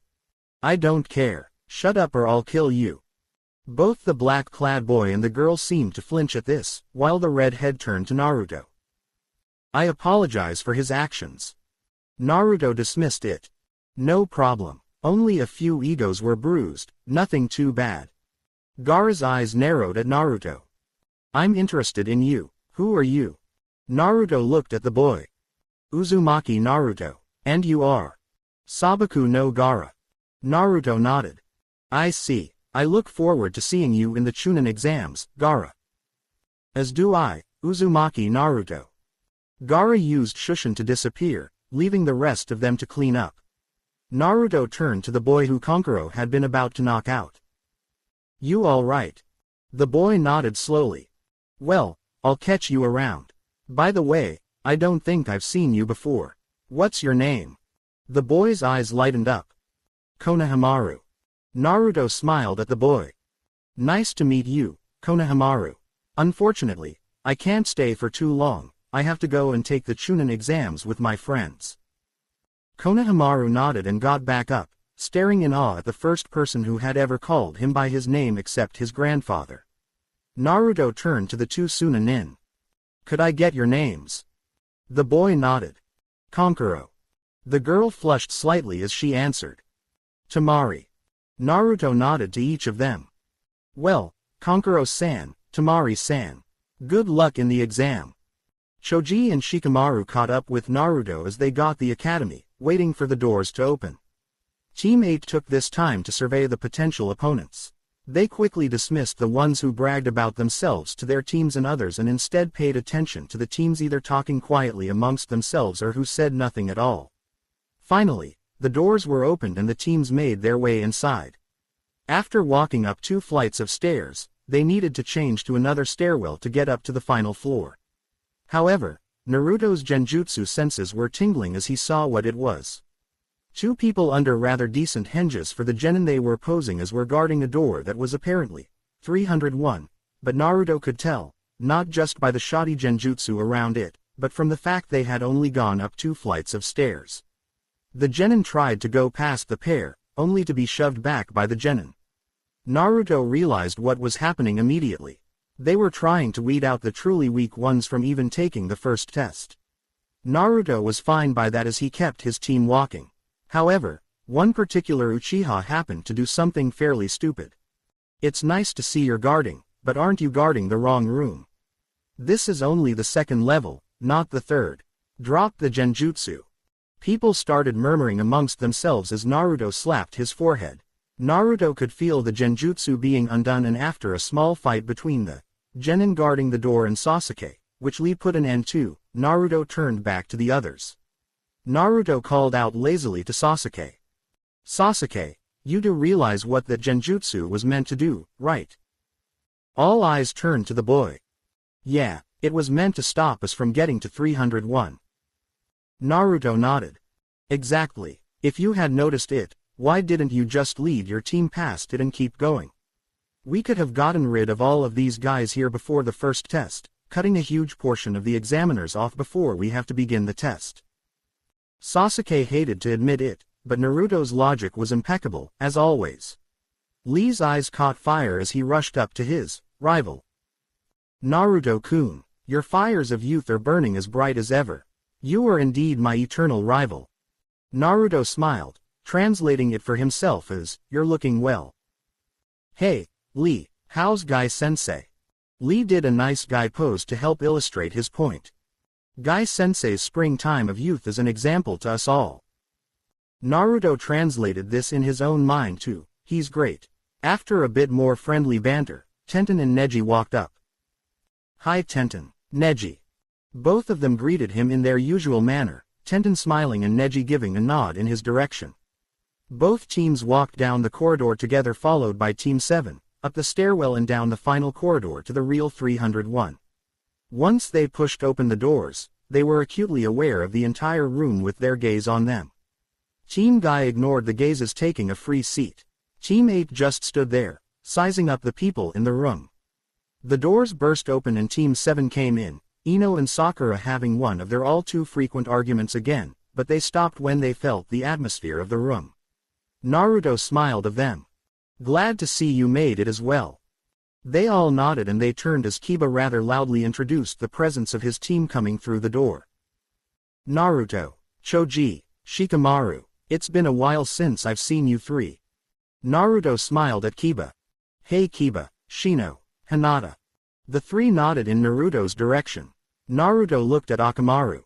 How's Akamaru, Kiba? The dog gave a happy bark. Great. Naruto pulled out a piece of dried meat and flicked it at Akamaru, who caught it expertly in his mouth. Kiba smiled at Naruto when Naruto felt someone coming up to them on the right. Why don't you lot grasp the atmosphere? Screaming like a bunch of school girls, geez. Naruto looked at the silver-haired bespectacled guy lazily. We already did. Is it a crime to catch up with old friends? The boy smiled at him. Not really, but there's a better time to do it. Anyway, there are a lot of powerful people here, many of who have taken the exam before. I've taken the exam before as well. Naruto looked at the man. How many times? 7. Naruto nodded. You seem to have a purpose for coming here apart from the whole, grasp the atmosphere thing. The boy nodded. How about I give some tips to my cute underclassmen? Kabuto reached into his ninja pouch and took out a deck of cards. I've collected information on a lot of the exam's entrants and burnt the information onto these cards with my chakra. Kabuto pulled the top one off, but it was blank. Sakura, being the smart one, pointed out the obvious. Kabuto-san, How could those have information on them? They're blank. Naruto shook his head. A genjutsu of fuinjutsu of some kind. Kabuto nodded in agreement. He put his finger to the card and began swiveling it around before a small puff of smoke covered the card. Once it cleared, the card was no longer blank. In fact, it had a map of the world overlaid with a three-dimensional bar graph. Almost everyone looked at the card in wonder as Kabuto explained. This shows the number of participants each country has sent. I have information on all of the people attending this exam. The only unfortunate thing is that I have practically no information on the three from the hidden sound. This is the first team they've sent to an exam, so I haven't had the chance to find out much about them. Sasuke saw his chance. Can you show us some? Kabuto looked at him. Any in particular? 3. Rock Lee, Sabaku no Gaara and Uzumaki Naruto. Kabuto put the first card away and picked the deck up. This will be easy since you know their names. Kabuto swiped the deck, pulling out 3 cards. He fanned them out and began channeling chakra into one of them. First, Uzumaki. Naruto ripped the card out from under him as soon as the chakra revealed the information. Naruto began scanning it. He couldn't risk the secret getting out, so he ripped through it, finding the information to be startlingly accurate. He even found it in there. He smiled. You're good. The fact that a certain something is in here proves you're either very nosy with friends in high places, or you're not a genin. Naruto shoved some chakra into the card and deleted the offending passage, handing the card back. Sasuke smirked. Scared of us finding out something, Naruto? Naruto smiled lazily. However, his insiders were in total turmoil. Not for me, but for you. I have authorization to use whatever force I deem necessary to stop that piece of information getting out by the Hokage himself. Normally, the offending person would be put to death immediately. This caught everyone's attention. Naruto smiled as he looked at Kabuto. Read the card. Kabuto went back to reading the card. Uzumaki Naruto, Taiko of Team 8 of the Konoha Rookies. His teammates are Nara Shikamaru and Akamichi Choji. Their Chunin sensei is Yuichi Kurenai. He graduated from the academy earlier this year with a perfect record, earning him the title of Rookie of the Year. His ninjutsu, genjutsu, taijutsu and armed taijutsu abilities are off the charts, making him high Chunin level to low Chunin level. It's rumored that he also has a knack for fuinjutsu, making him the first academy graduate in 14 years to have learned how to make his own seal scrolls and explosive notes before he even left the academy. His family or clan abilities are a complete mystery, due to the severe shortage of knowledge of his blood family. He has also invented his own taijutsu style, called the Kajken. Out of all the examinees here, Naruto's ninjutsu, genjutsu and armed taijutsu abilities are unmatched by anyone, but his regular taijutsu is about equal to Rock Lee's of Konoha. Missions completed include 8D class, 1C class, which was apparently a disguised upper rank mission, and even an ongoing S class. It seems that apart from chakra exhaustion on the C rank mission, Naruto has come back from all his missions completely unscathed. Naruto smiled at him. The fact that only myself and my Chunin senseis know the full extent of my abilities makes me wonder exactly who you are. By now, the majority of the room were quaking in their boots at this boy. Even with his abilities, coming back from an A-rank mission completely unharmed, suffering from only chakra exhaustion. This kid was scary. Kabuto put the card away and activated another card. This was Rock Lee. Rock Lee, member of Team Guy. He's 1 year older than all of you. Teammates are Hyuga Neji and Tenten. Their Chunin sensei is Maeda Guy. Rock Lee's ninjutsu and genjutsu abilities are non-existent, as are his family or clan jutsus, but his taijutsu, both long range and short, are about equal to Uzumaki Naruto's. Mission dossier records show he has completed 20D rank and 12C rank missions. Kabuto felt a kunai pressing against his neck. It was held by the hand of Naruto. No one in the room had seen him move. I knew it. Apart from his team and me, no one has that much detailed information on Lee. Only 4 people apart from myself know the full extent of my abilities. All of them have been my senseis for the past 7 years and who I am close friends with. You're not a genin. Your chakra capacity is far too massive for you to even be a Chunin. The fact that you knew about a certain something gives me permission to slit your throat here and now. Naruto looked to the front of the room in time to see an explosion of smoke and a booming voice reached the genin. Uzumaki, what the hell do you think you're doing? Naruto smiled lazily at Ibiki. Just doing a mission, Ibiki-san. Ibiki scowled at Naruto. You can complete the mission later. This is as good a time as any to say this, so let me make one thing clear. There will be fighting in this exam, however, you will not engage another person unless given express permission by an examiner. Even then, killing unless also permitted is forbidden. Pigs who go against my rule will be failed immediately, understood? Now the genin had completely forgotten about Naruto and were completely transfixed by the man in front of them. Ibiki held up a tab with the number 1 on it. All of you will approach the examiners with your 3 application forms. Once your genin cell has been marked off, take one number from this box. That number is the seat you will use during this part of the exam. Once you are all seated, we will begin handing out the papers. Everyone handed in their application forms, got a numbered tab and was assigned a seat. Once everyone was seated, the examiners began placing the tests face down on the desk. Once that had been done, Ibiki started tapping the piece of chalk against the board. I will now explain the rules of this test. Listen carefully, as I'm not going to repeat it and I will not answer questions. Rule 1. Each of you will start with 10 points. This test works via a subtraction method of marking. For example, if you answer one question wrong, you get a single point deducted. 5 questions wrong and you lose half your points. Rule 2. The overall pass-fail is determined not by your individual scores, but by the combined score of your team. Rule 3. If you are found to be conducting any suspicious activity that could be associated with cheating, you will have 2 points deducted. Meaning, even if you get all the answers right, but get caught 5 times, you fail. This isn't so much a rule as the result of what will happen should someone fail. Until the third part of the exam, everything relies on teamwork. If one of you fails, so does the other 2 members of your team. This test will be done in the space of an hour. At the 45-minute mark, I will give you the 10th question, regardless of whether or not you have completed the rest of them. Now, begin. No one failed to hesitate with the order and turned the pages over. Naruto smirked. Why did this situation seem so familiar? Probably from the graduation written test. These questions were much harder to answer than your average genin should be able to answer. Naruto sighed. The purpose of this test was to cheat. Since he didn't have much to cheat with, he decided to use his own head to write the answers. Naruto was aware of 3 other people writing with him, namely 2 nobodies and Haruno Sakura, which was quickly joined by 3 more, both Hyugas and Sasuke, who had their bloodline limits engaged. After Naruto answered the first 9 questions, he sat back. Naruto felt the familiar chakra of Shikamaru reaching out with his Kajimane and take hold of Choji, writing the answers to the test on his paper. After a while, Naruto saw one of the examiners throw a kunai straight past his head, which he leant out of the way of and heard a thunk behind him. Naruto looked around to see that the kunai had pierced the exam paper of the genin behind him.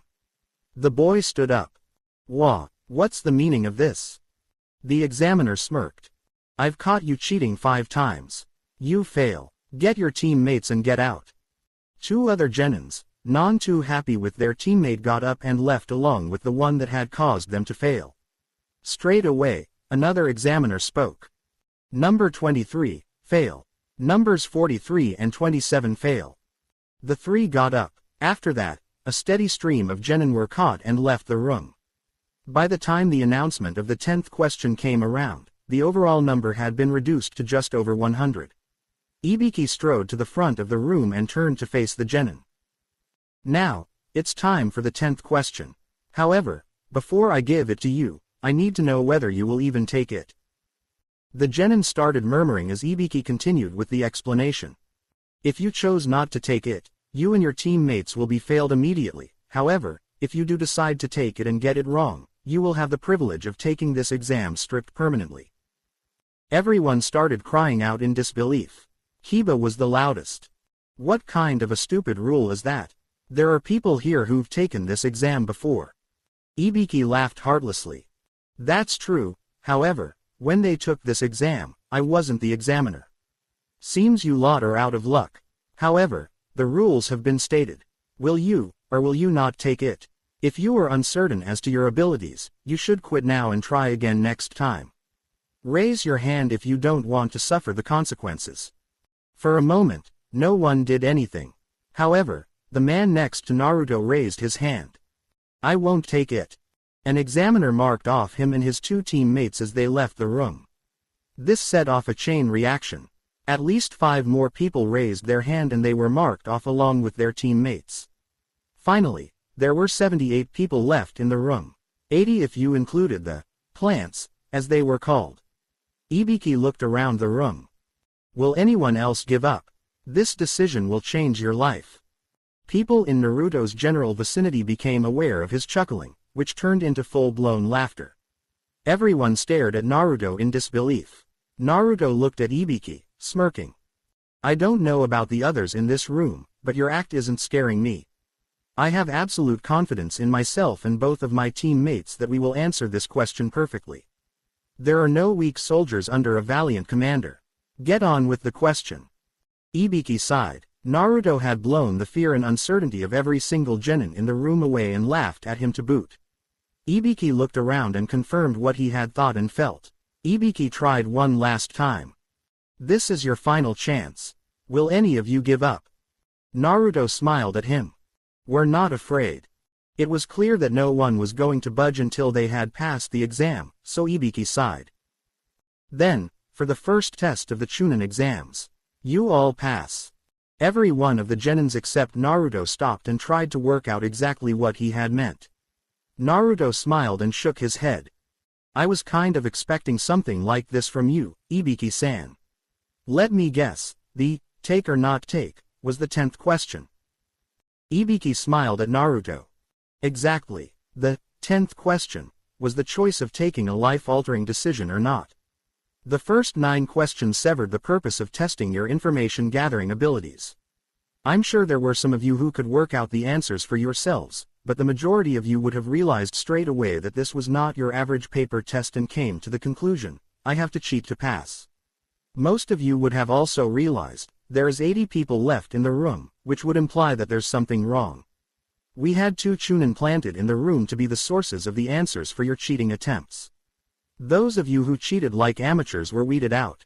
They won't survive the next stage of the exam with that kind of effort. Now, the 10th question. Once we had separated the wheat from the chaff, I put you in a hopeless situation. Take or not take. Either choice had dire consequences. Not take it and fail immediately. Take it and get it wrong, and never take it again. Let's put this into a real-life situation. Let's go with the scenario that all of you become Chunin. A Chunin is a squad leader who is responsible for handling the mission and his team's lives. You arrive at the mission center along with your squad and receive a mission. You are to infiltrate an enemy facility and steal a scroll. The number of ninja, their state of preparedness, armaments, jutsus and skill are unknown. Can you just decline the mission, because the content of the mission is unknown, enchaining today's certainty with tomorrow's uncertainty? The answer is no. As a Chunin, there will be missions you will not have a choice in. Information can be more important than a cage's life in some situations. What if that scroll contained information about another village planning to invade your own? If you obtain the information carelessly, it is likely that the enemy will feed you false information that could cost many people their lives. People who do not have the resolve to go through with missions are pigs who don't deserve the right to become Chunin. There are no weak soldiers under a valiant commander. Naruto had joined Ibiki with the last line to emphasize his previous point. Ibiki smiled at Naruto.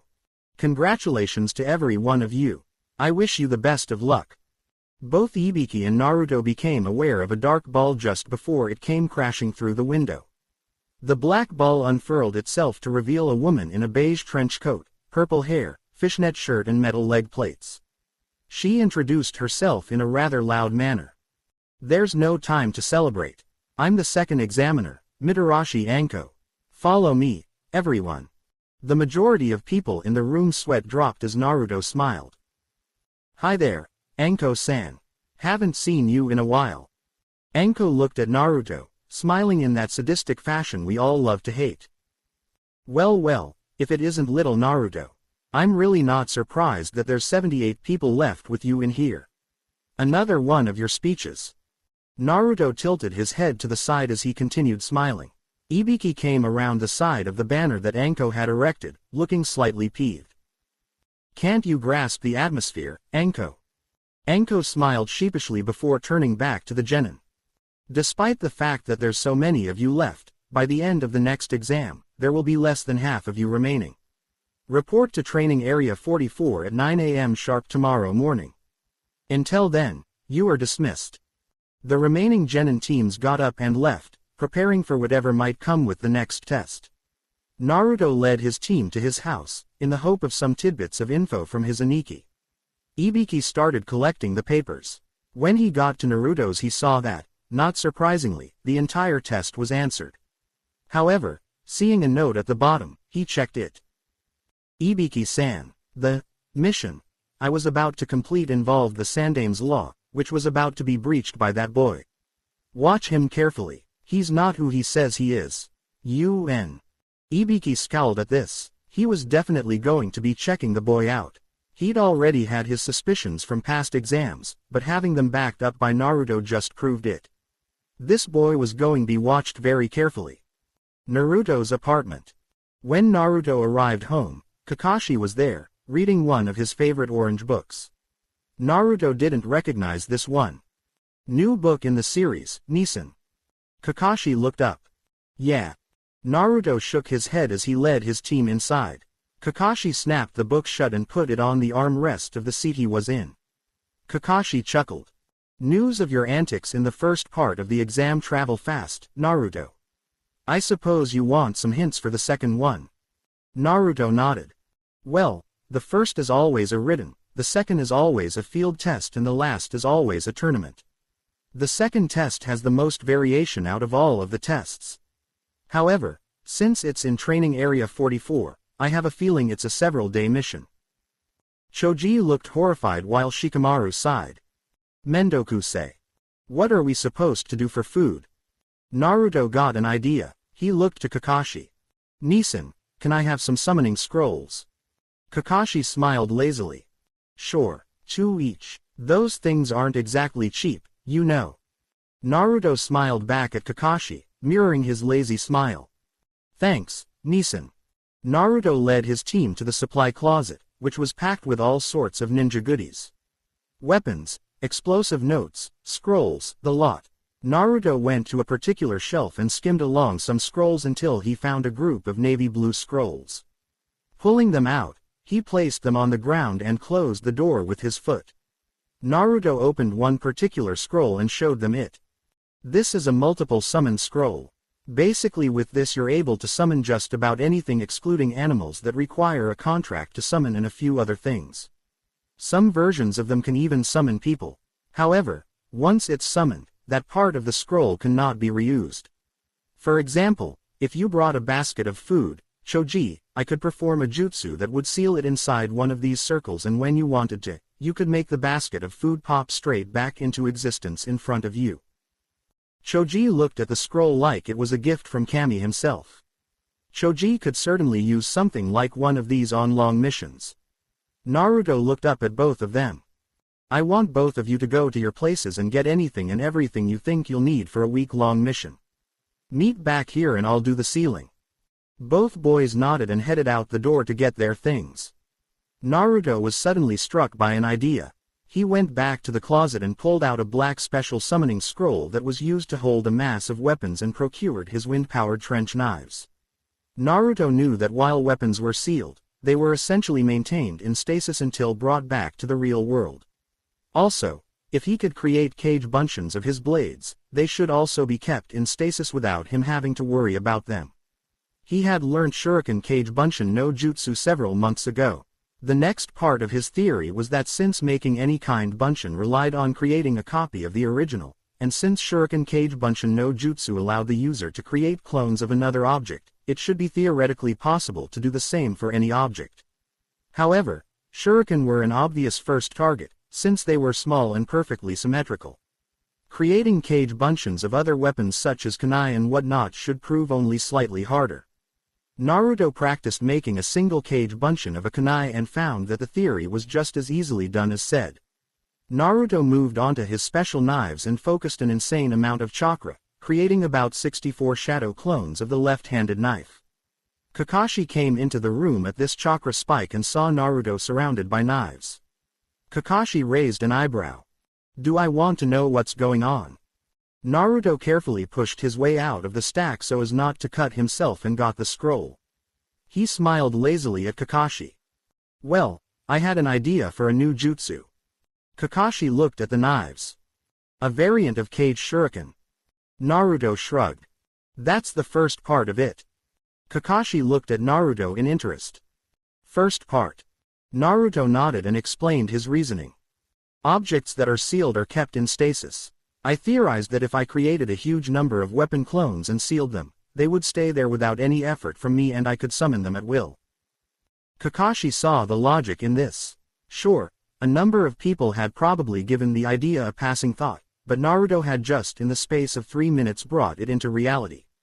Considering Naruto's talent for cage bunshins and fuin jutsus, it really actually wasn't that surprising he had made it. Naruto went back to sealing other objects into his other 2 scrolls like food, water, a medical kit, and several other things. After about 15 minutes, there was a knock at the door and when Kakashi answered the door, Shikamaru and Choji came in with an assortment of different things. Choji naturally had brought what most people would consider a lifetime supply of snack foods. After Naruto led them to his room, he showed them how the process was done. He even allowed both boys to have a go. Neither of them managed it though, but Naruto smiled at them. "Don't worry, it took me 3 months to learn how to do it without stuffing up." After everything had been sealed, Naruto handed the scrolls to the 2 boys. The 3 of them discussed possible plans for the second test until well after dark. After the boys left, Naruto got to bed and went to sleep. Next morning, Training Area 44. Team 8 had made it to the area with 5 minutes left to spare, as was their custom. Anko waited another 5 minutes before she saw that every team had made it on time and began her explanation with a snicker. "Now you will experience why this place is called the Forest of Death." Naruto came back to attention and stared at her lazily. "What was that? Sorry."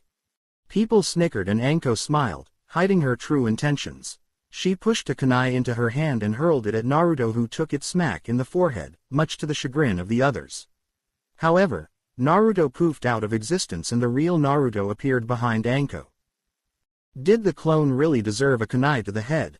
He was just theorizing about the possibilities of a new jutsu. Shikamaru slapped his hand to his forehead. "Mendoku-sei." Choji smiled while the others stared wide-eyed at Naruto. Anko smiled. "Not bad, Naruto." Naruto smiled and reappeared beside his 2 teammates. Anko reached into her coat and pulled out a stack of papers. Naruto looked at them. "Consent forms, so we are allowed to kill in this test." Anko smiled and nodded. Everyone decided it would probably be a good idea to stay out of Naruto's way. "There will be deaths in this test, guaranteed. I need you to sign these so I don't get the blame for your deaths. I hate paperwork, especially the ones for a death I'm responsible for." Anko passed the stack of forms to Naruto who took one and passed it on. "I will now begin the explanation for the second test of the Chunin exams. To sum it up, you will all go through an extreme survival match. First, I will explain the area's geographical features." Anko unrolled a scroll that had a map of the training area on it. The area is roughly 20 kilometers in diameter with 44 entrance gates spaced evenly around the side. The entire area consists of a thick forest. There is a river running roughly north to south with a tower at the center. The tower is about 10 kilometers from any gate. Once you are inside, you will be required to complete a mission. The mission directive is this: you will do anything necessary to fight for these scrolls. Anko pulled out a pair of scrolls. One scroll was white and marked with the heaven kanji, while the blue one was marked with the earth kanji. Anko continued explaining. There are several rules to this test. Rule 1. To successfully progress to the final test, you must obtain 1 heaven and 1 earth scroll and make it to the tower within the time limit. Rule 2. If you complete the first rule, but produce a missing or unrecoverable teammate, you fail. Rule 3. You are not allowed to open these scrolls until you have entered the tower. Rule 4. Once the test has begun, you will not be allowed to leave the forest until the end of the test. Rule 5. The time limit is 120 hours, or 5 days. Ino smirked at Choji. Worried about food. Choji smirked back at her. No, I have more than enough food to last me 7 days. Everyone who knew Choji's eating habits that were not on his team looked at him dubiously. A week of food for Choji consisted of junk food that most people would eat over the space of 5 or so years. There was no bulging pack of food. In fact, Choji had a single bag of chips in his hand and that was it, from what they could see. Anko restarted with her explanation. Once you and your team have signed the forms, you will hand 3 forms in for a single one of these scrolls which will be chosen at random at that stand there. She pointed to a stand where 3 examiners were sitting. Anko looked back at them. You have 15 minutes to sign the forms.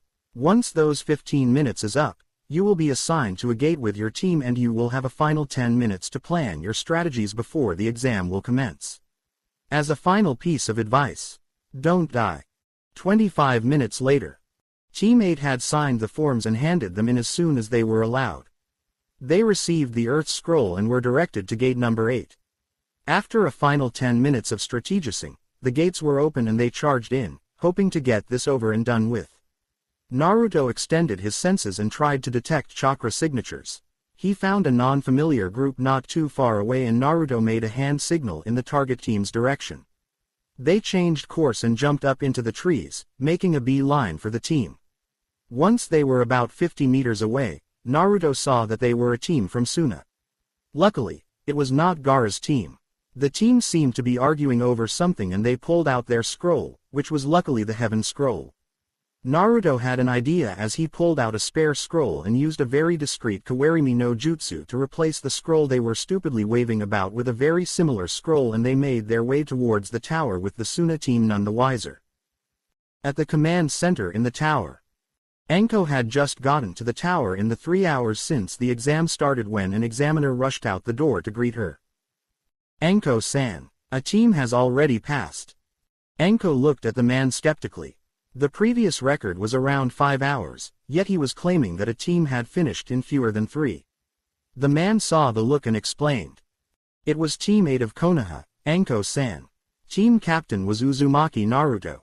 They're just entering the tower now. Anko sighed. She should have guessed. She walked into the control hub of the tower and saw from the security camera in the room that indeed, Uzumaki Naruto and Team 8 were just entering the tower, completely unscathed. With Team 8. Naruto pushed open the door and broke the paper seal holding it shut. They walked into the room and saw a quote written on the wall. Naruto recognized it vaguely as a quote from one of the Hokages.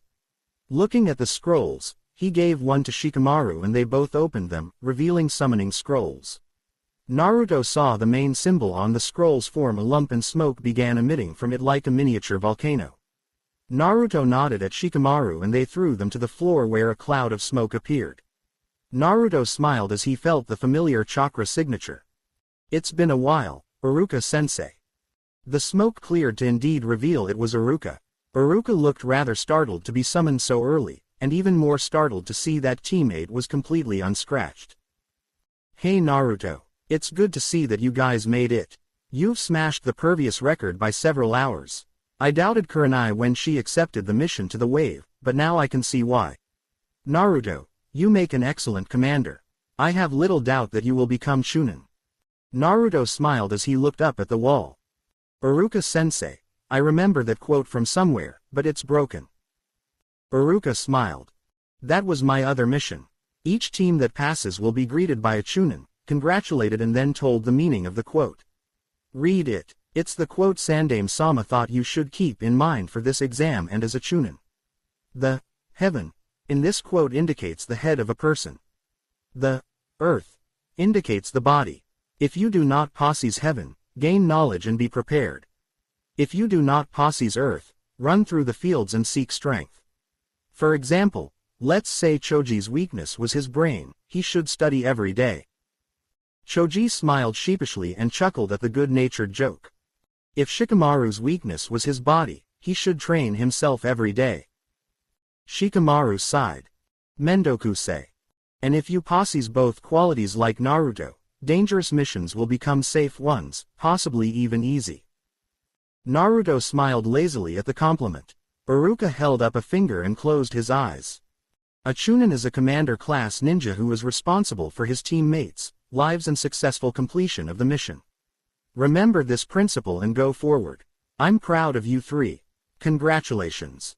Naruto smiled as they chatted for a bit longer before Iruka puffed out of existence, leaving Team 8 to explore the tower.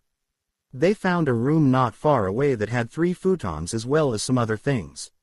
They left it and proceeded to the central part of the tower, finding a wide open space with a giant statue of a pair of arms and hands that were forming the ram's seal. Naruto decided to set down here and work on some things for the upcoming 3rd exam, while Choji and Shikamaru sat down next to him. Choji pulled out his food scroll and used a bit of chakra to pull a large shopping bag full of packets of chips out. He opened one packet and began eating, sharing chips with both Naruto and Shikamaru. Naruto pulled out his own scroll that held the mass number of trench knives to see that they were still firmly held in stasis. An hour of chatting and eating later, Naruto became aware of 3 chakra signatures at the entrance of the room. Naruto turned to see Gaara's team, completely unscathed. Naruto raised a hand lazily in greeting. Yo, good to see you made it. Gaara nodded and led his team out, going somewhere else in the tower. Naruto looked at the scroll that had his trench knives sealed into it and decided to try and replicate it. Opening his utilities scroll, Naruto pulled another green-colored scroll out of the scroll as well as a calligraphy brush and a bottle of ink. Naruto looked carefully at the real scroll and began painting it to make a mirror copy. Both Shikamaru and Choji looked on in interest as about 15 minutes later, Naruto finished, admiring his handiwork. Naruto pulled out his real trench knives from their hidden location in his sleeves and formed a ram's seal, focusing a huge amount of chakra before there was a huge puff of smoke and Choji and Shikamaru's eyes widened in disbelief. Naruto had made 64 copies of the right-hand knife. They both reached out and touched them to see that they were all indeed real. Naruto looked at them and picked up one of the knives before doing 2 hand seals to seal the weapon clone inside the scroll. About 10 minutes later, Naruto sealed the last one inside the scroll and rolled it back up, tying it up with string. Naruto noticed the look on their faces and smiled. It's a new jutsu I invented. I knew that while something is sealed, it is essentially in stasis. I know how to perform the Shuriken Kage Bunshin no Jutsu, and creating the knives is only slightly more difficult than Shuriken. I put 2 and 2 together and tried sealing the weapon clones inside the scroll for later use. I don't need to maintain concentration to keep them active until I resummon them. Choji and Shikamaru nodded slowly. Naruto put a finger to his chin in a pose that they recognized as thoughtfulness. I still haven't made a name for this jutsu yet. After throwing some names around, they decided to leave it for later and they got back to practicing, eating and studying. End of the 5th day. The other teams that had arrived had trickled in and every one of the Konoha rookie teams had made it. The team from Oto had as well. There was also Kabuto's team. No surprises there. At the end of the time limit, they were assembled in the main hall. All of the Junin instructors from the Konoha teams except Kabuto's team, as well as all of the main examiners for the 3 tests and the Hokage were present. Enko looked at them. All right, line up in your teams, we have an announcement to make. First of all, congratulations on passing the 2nd test. We will now have an explanation on the 3rd exam from Hokage-sama. Everyone listen well. The Hokage stepped forward, cleared his throat and began. The 3rd exam will begin, however, before that, there is something that I want to make clear to all of you. Several people in the room knew what was coming next. Kabuto's team were some of them. Naruto had a fair idea, but he kept his mouth shut. It's about the true purpose of the exam. Why we do a joint exam with the allied nations. Naruto knew exactly where this was going now. To maintain good relations with the allied nations and to heighten the level of the ninja. Do not let those reasons deceive you. This exam, so to speak, is really just a replacement for war. A lot of the genin gasped. Tenten asked the question nearly everyone wanted to. What do you mean? If we go back into the pages of history, the current allied nations now were in fact bitter enemies, fighting for the right to rule. To avoid the massive waste of military power that is the result of war, they agreed to localize the fighting to one area. This was the beginning of the Chunin selection exams. Ino still didn't understand. What, so this isn't for Chunin promotions? This exam is indeed examine those who are worthy of the Chunin title. But on the other hand, it is also a place where ninja fight and carry their country's dignity. In the third exam, feudal lords and famous people from varying countries who may be potential clients are invited here as guests. Feudal lords from countries with hidden villages and ninja leaders will see your battles. If there is a significant difference in power, the strong country will be flooded with jobs. If a country is seen as weak, their jobs will decrease, and at the same time, countries are able to show how their village has grown, and possess excellent military power to the adjacent countries. In other words, they can put foreign pressure on them. Hiba obviously still didn't get it, and proved it by questioning the Hokage further. So why do we have to fight with the risk of losing our lives? Naruto looked lazily at Kiba before turning back to the old man. He answered him. A county's power is the village's power. The village's power is the shinobi's power, and a shinobi's true power is only manifested in life or death situations. How true that is. He tuned back into the Hokage's speech. This exam is also a place to show off the ninja power of one's country. Since this is an exam where you fight with your lives on the line, it has a meaning, and your predecessors have fought and dreamed of being in the Chunin exam because of it. Apparently, no one had any more questions. However, Garo was obviously impatient. I don't care. Tell us the details of this life or death exam. The Hokage nodded. Then I will begin explaining the details of the third test, but... The Hokage was interrupted by a Junin who appeared in front of him. Excuse me, Hokage-sama. I, Gecko Hayate, the judge, will explain. Please do. Hayate slowly stood up, not turning to face them. It's nice to meet you, everyone. Before the third test, there's something I want you to do. Cough. Fight in some preliminary matches to see who gets to progress to the main matches. Most of the genin started murmuring to each other. Sakura wanted a further explanation. Sensei, I don't understand. Why can't we just progress to the main matches with the remaining examinees? Hayate coughed again, and looked over them. It may have been that the exams were too easy this year, or you're all exceptional genins. However, there are far too many of you left.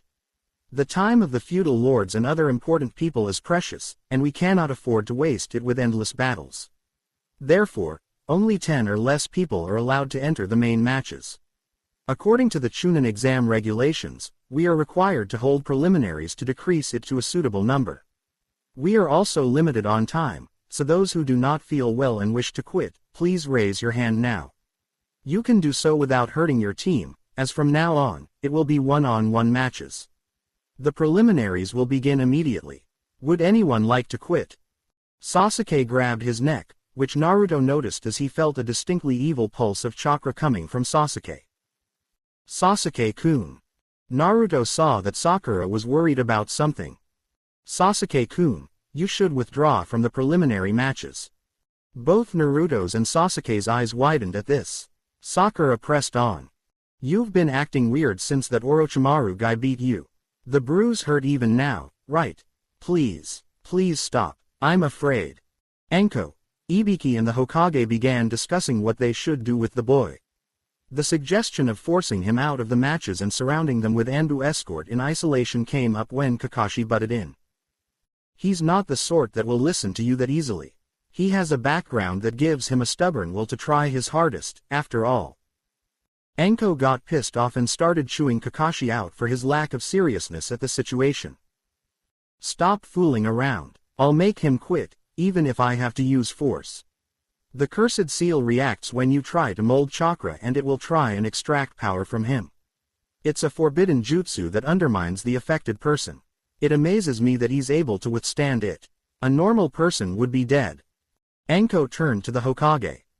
Hokage-sama. Sakura still hadn't let up trying to make him quit. You aren't in any condition to fight. You should just. Sasuke turned to her, glaring at her despite the pain. Shut up. I knew it. Sasuke whispered to her. Just be quiet. Sakura couldn't take the hint. You've been bearing this pain the whole time. Sasuke tried to make her see the point. Sakura, learn when to take a hint and shut it. Sakura still didn't get it, and decided to go to the next level. Whatever you say, I'm still going to tell the teachers about it. Sakura started raising her hand, but she stopped when she saw Kabuto had already raised his own. The Hokage looked at him. What is it? I quit. Everyone stared at him and Hayate flipped through the clipboard's paper, stopping at a certain page.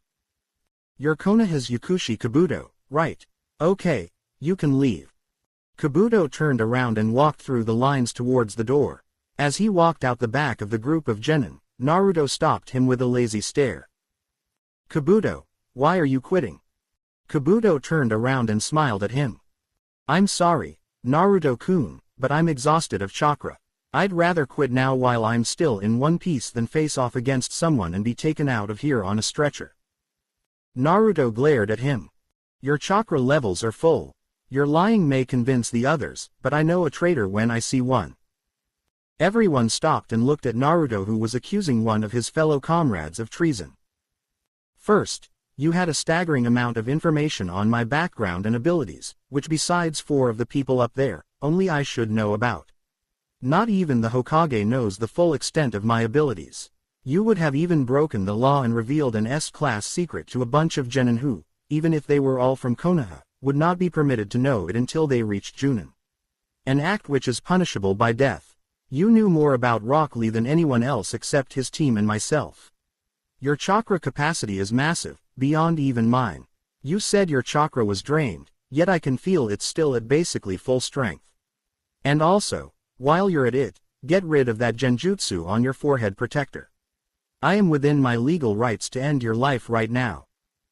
Kabuto's eyes widened as he smiled sadly. You are indeed observant, Naruto-kun. Ibiki's eyes narrowed as he snapped his fingers and Kabuto and his teammates were surrounded by 3 squads of Anbu. Ibiki nodded at them and the squads took hold of Kabuto and his 2 teammates, disappearing. Everyone was silent for quite some time, trying to figure out exactly what had just happened. Naruto looked up at the Hokage. Old man, I want to know more about that boy. The fact that he knew was incredibly disturbing. With a cough, Hayate caught their attention. Hayate pointed to one of the panels on the back wall. Said panel slid up to reveal a display screen. Then, let's start the preliminaries. It will consist of one-on-one matches. In other words, it will be like real combat. Now that we have exactly 18 people, we will have 9 matches. The winners will be able to progress to the 3rd test. There are no rules for engaging in combat and you will fight them until they die, are knocked out or admit defeat. However, if I decide the match is over, you will stop immediately. The electric bulletin board will choose 2 names at random from the participants. Without further ado, I will start the selection for the first match.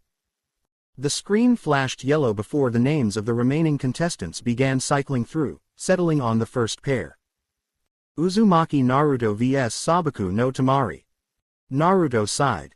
Right off the bat, huh. Hayate coughed and looked at the 2 people. Would the 2 participants step forward please? Both of them separated from their teams and stood face to face. First match is between Uzumaki Naruto and Sabaku no Tamari. Are there any objections to the participants? No one spoke, so Hayate coughed. Then would you please proceed to the stands with your Chunin senseis and wait for your turn to start. Once everyone had left the field except Tamari, Naruto and Hayate, he coughed again. First match, Hajime. Tamari jumped back and eyed Naruto carefully. Naruto smiled at her. Judging by that battle fan you have, you're one of the few wind users of Suna. Tamari's eyes widened as Naruto took out a scroll, opened it and began reading. Tamari's sweat dropped. What are you doing? Naruto didn't look up. I'm thinking about the possibilities of a new jutsu. If I was to put a modified seal on. A vein on Temari's forehead was pulsing before she took out her fan and let a massive gust of wind fly. When the blast hit the wall Naruto was in front of, the wall crumbled and gave off a huge cloud of dust. When it cleared, Naruto was gone. Temari smirked. If you don't take me seriously, this is what happens. Naruto was still looking at the scroll from behind her. You know, for a wind user, your skill with wind isn't all that great. Temari whipped around and let off another gust at point-blank range, only to see Naruto in his original position. Naruto rolled the scroll up and put it away, pulling out two other scrolls. A green and a black one.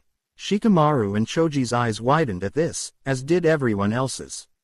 Naruto smiled at his opponent. Naruto focused some chakra and said a single word. Kai. Team 8 and Team Guy's eyes widened even further. Whatever Naruto was going to do would require a great deal of speed. I think it's time I tried this new jutsu. However, I need to think of a name for it. Naruto closed his eyes before opening them several seconds later, smiling. Naruto stood both scrolls upright and got into a crouching stance. Ninpu Kuchiyos. Huaku Niju Hachi Kage Kase no Yeba. Everyone's eyes widened at the name. Kurenai stared at Naruto in disbelief. Ninja Summoning Art, 128 Shadow Blades of Wind. The area around Naruto exploded into a small cloud of white smoke from which 9 swirling trails spiraled around. A few seconds later, a pair of smoke pillars shot upwards, one green and the other black. They wrapped themselves around each other before the smoke dispersed, revealing the green and black scrolls. Naruto jumped up in between them and began using gliding motions with his hands to get the first 2 knives out of the scroll. He poured a huge amount of chakra into them and smiled at Temari. 2 blades. Naruto hurled the blades at Temari, who dodged them, and everyone's eyes bludged as they impacted the ground and went through it, completely disappearing from view, leaving nothing but a slit in the ground where they had impacted. The other wind users in the room, namely Baki, Temari, Asuma and the Hokage, realized that these blades were still made of metal, but it was a metal heavily influenced by the wind property. Naruto smiled and procured the next 2. 4 blades. Naruto hurled the blades at her and Temari again dodged. Naruto continued smiling. 8 blades. Naruto got 2 blades, pumped a huge amount of chakra into them, threw them, and then did the same with 2 more.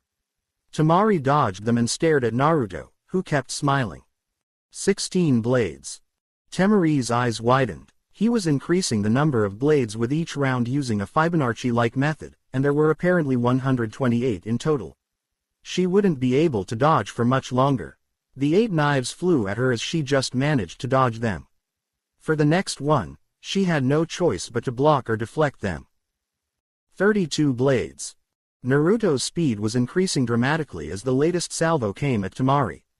By now, Naruto was rotating his body so fast to get the knives that the chakra blades left a trail around him that to Neji and Hinata looked disturbingly like the Kaden.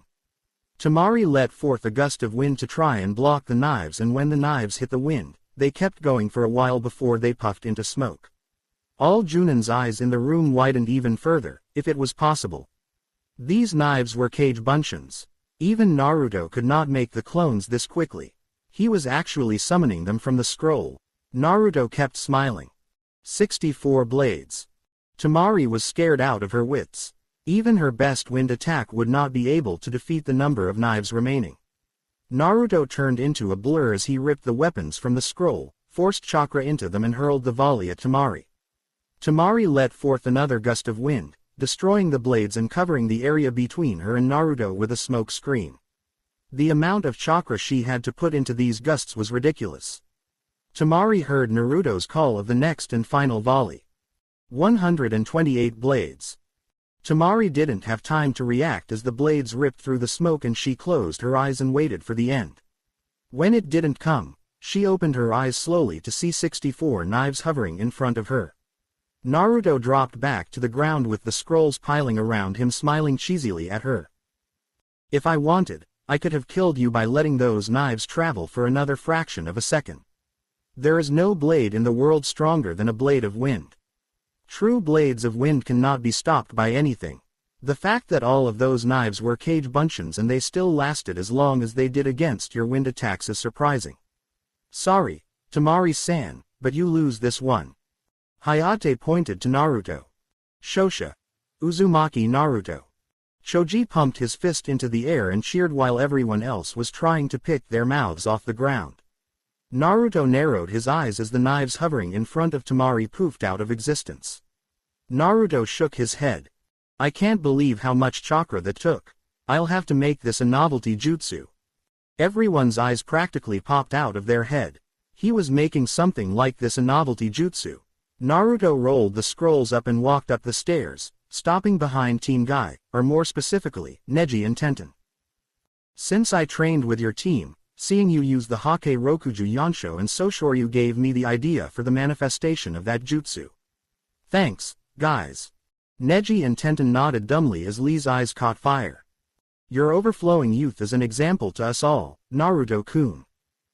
Naruto smiled. Thanks, Lee. Naruto made his way over to his team where Choji offered him a bag of chips, which Naruto accepted gratefully while Shikamaru smiled at Naruto. Kurenai was smiling widely at her student as she placed a hand on his shoulder, which Naruto noticed. That was great, Naruto. How did you come up with that jutsu?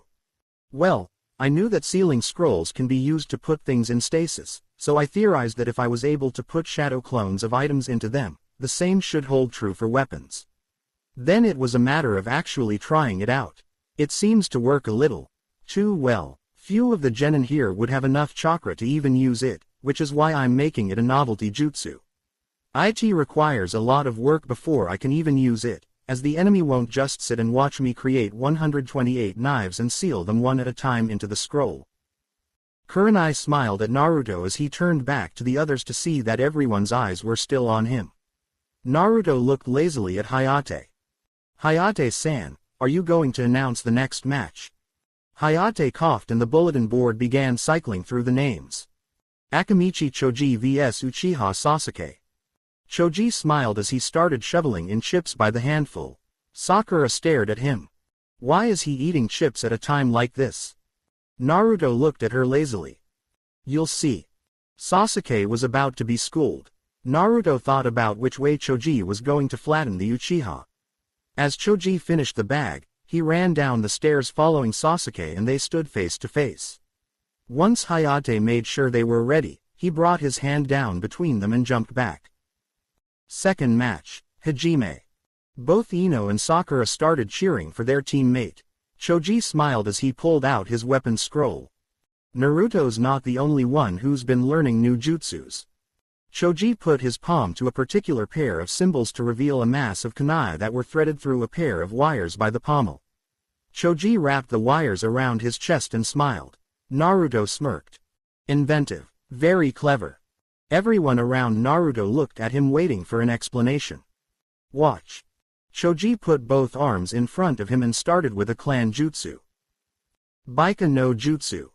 Choji's size increased dramatically and the kunai stretched around Choji. Naruto had a fair idea of what was coming next. Choji drew his arms, legs and head into the body, letting out plumes of chakra as he announced his combo jutsu. Nikuden Hari Sensha. Naruto smiled as Choji started spinning rapidly, rolling forward far faster than ever before. Naruto had been right. As I thought, Choji used the kunai to improve his family jutsu, dramatically increasing not only his destructive power, but also his speed and maneuverability. They looked back to see Choji rolling all over the field, chanting his usual mantra. Roll, roll, roll, roll, roll, roll, roll. Sasuke was dodging the rolling ball of green, not entirely sure about what to make of it. He gave himself some distance and thought about how to attack it. He could not use chakra, therefore no jutsus or Sharingan. He took out a kunai and threw it at Choji, watching in dismay as it shattered on impact. If that's what it did to metal, there was absolutely no chance in hell he was going to try physically attacking it. He was pretty sure even if he managed to stop the rotation, punching him would be like punching the wall of a padded room. He'd just bounce right back. He just had to wait until Choji wore himself out. However, Naruto knew something Sasuke was forgetting. Akamichis do not tire easily. Choji was no exception. Naruto sighed.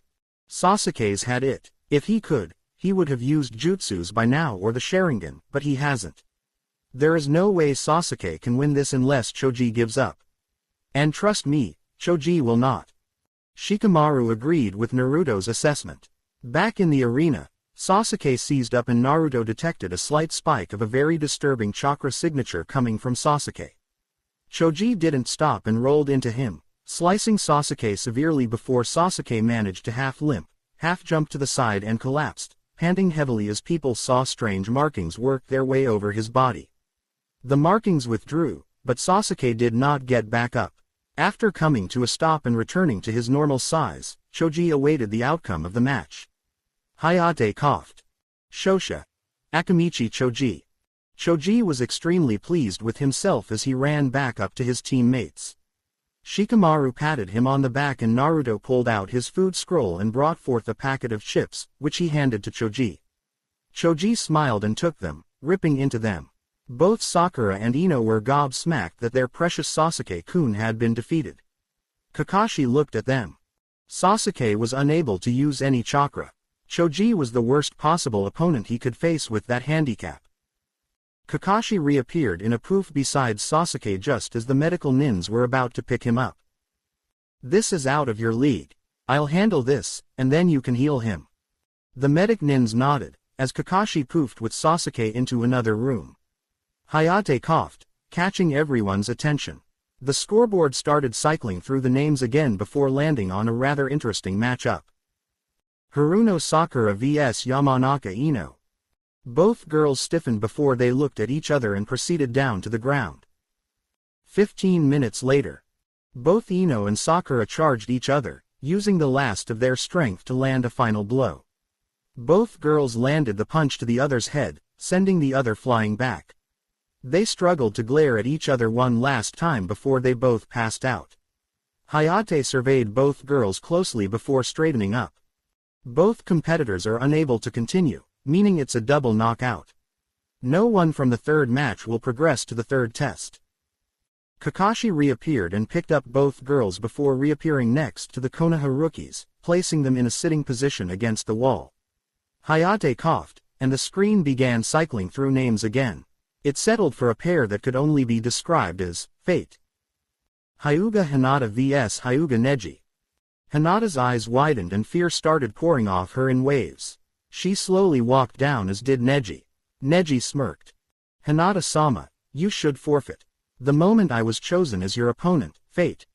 Neji didn't get to finish the sentence as Naruto looked at him, calling out to him. "Neji, don't start with that fate stuff again.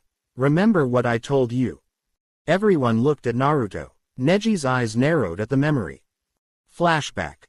Lee had challenged Neji to yet another duel, with Naruto refereeing the match.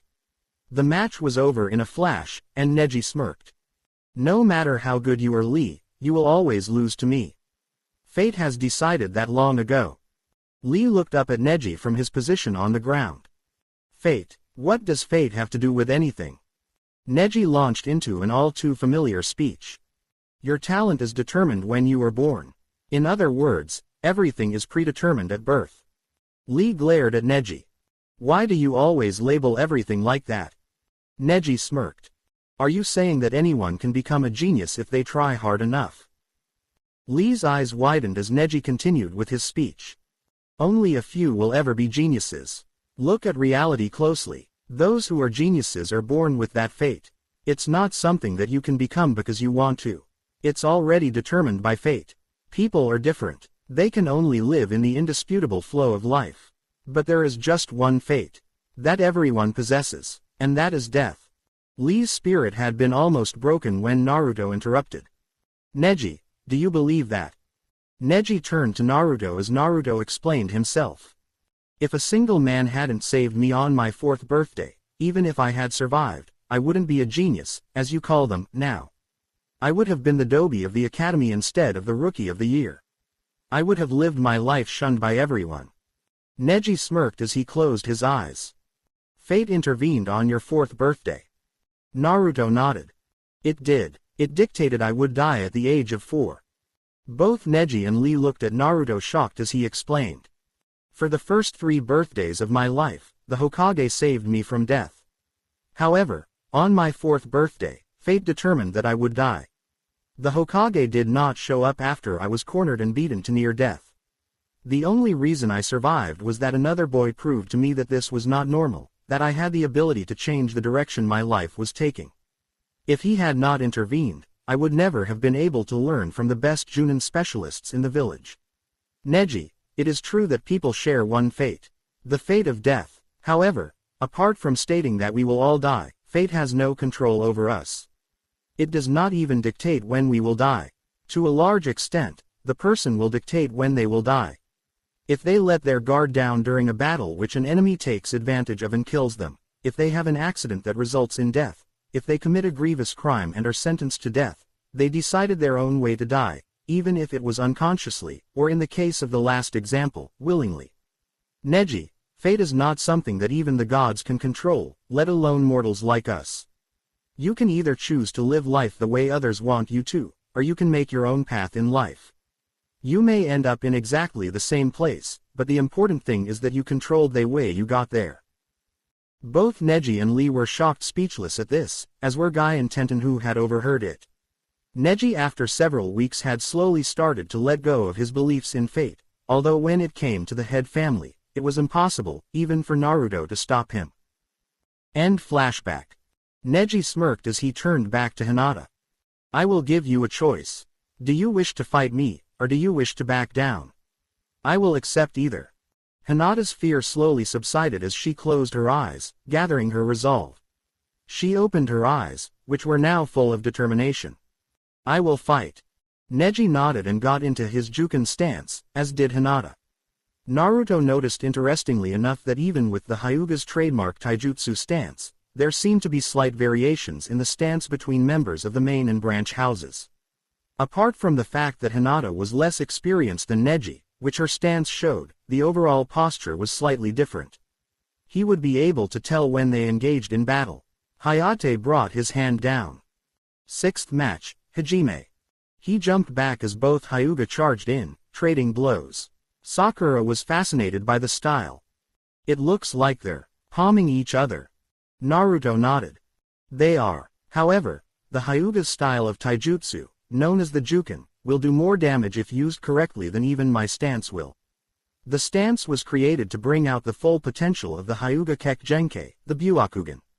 Like the Sharingan, it can see chakra. However, unlike the Sharingan, the Byakugan gives them not only an extended nearly 360-degree view of their surroundings, but it allows them to see the opponent's chakra system.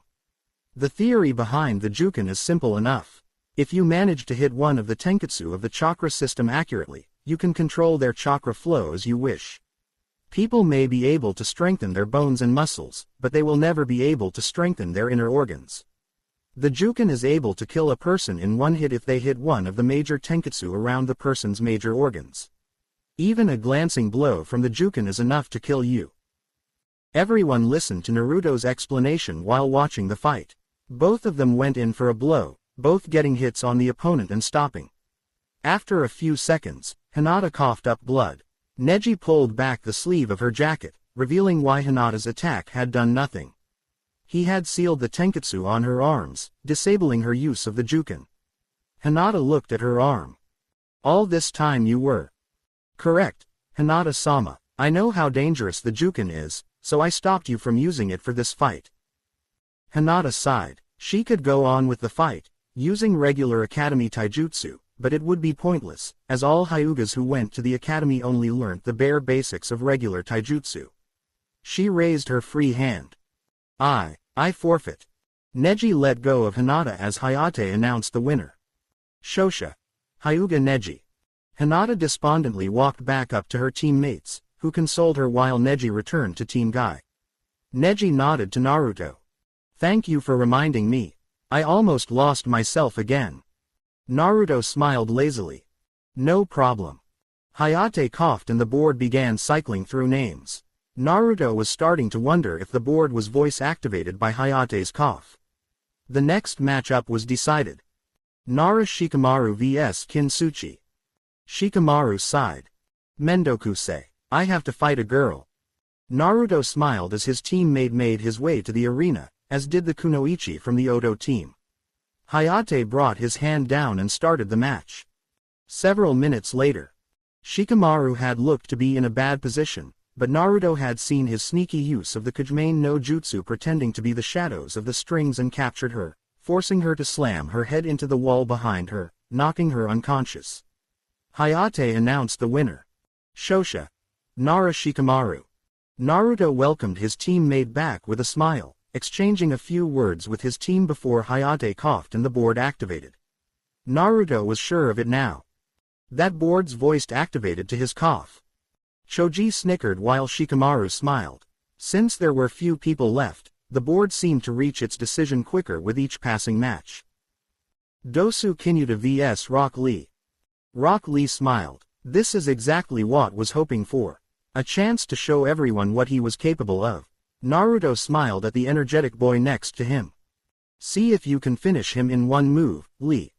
Lee gave a thumbs up and jumped over the railing while Dosu walked down, smiling at the boy. Obviously they had met before. Lee spoke first. This time the outcome will be different. Dosu smirked as Hayate brought his hand down. Sixth match, Hajime. Lee undid his bandages, much to the horror of Dosu, but before Dosu could give up, he was kicked into the air with Lee appearing behind him. Lee's bandages wrapped around him and Lee slammed him into the ground. Omit Renge. The ground cracked underneath the impact as everyone except Team Guy and Naruto looked gobsmacked at the amount of damage that single move had done. Lee landed gracefully at the side of the crater, panting. No teammate to save you this time. The only reason you beat me last time is because it was 3-on-1. 1-on-1, I proved my taijutsu makes me just as capable as you are with your ninjutsu and genjutsu. Hayate pointed to Lee. Shosha. Rock Lee. Lee disappeared and reappeared up with his teammates. Naruto, Guy, Choji and Shikamaru congratulated him as Hayate coughed, setting the scoreboard of again. Inuzuka Kiba vs Sabaku no Kankuro. Kiba jumped down to the arena while Kankuro walked down, a smug look on his face. Once both fighters stepped up and Hayate announced the match. Seventh match, Hajime. Hayate jumped back as Kiba smirked. I don't know what you are, but you're not human. The thing on your back is though. The Suna team looked startled as Kiba rubbed a finger under his nose. Never underestimate an Inuzuka's smell. My sense of smell is 1,000 times better than any other person in this room. Akamaru. Masho ka. Akamaru barked an affirmative and Kiba formed a ram seal, letting off chakra. Gijyu Ninpu. Shikyaku no Jutsu. Kiba's fingernails grew and formed rather wicked-looking claws. Kiba smiled ferally at the opponent. Akamaru. The dog jumped onto his back and barked. Gijyu Ninpu. Jujin Bunshin. Akamaru was surrounded by a cloud of smoke which cleared to reveal an exact copy of Kiba. Both of them growled as they observed their prey. Let's go, Akamaru. They separated and disappeared in a burst of speed. When they reappeared, both of them were going not for the apparent opponent, but the one strapped to its back. However, Kankuro dodged as he narrowed his eyes. He was at a major disadvantage here. He used puppets to engage in medium to long-range battle which left the user vulnerable.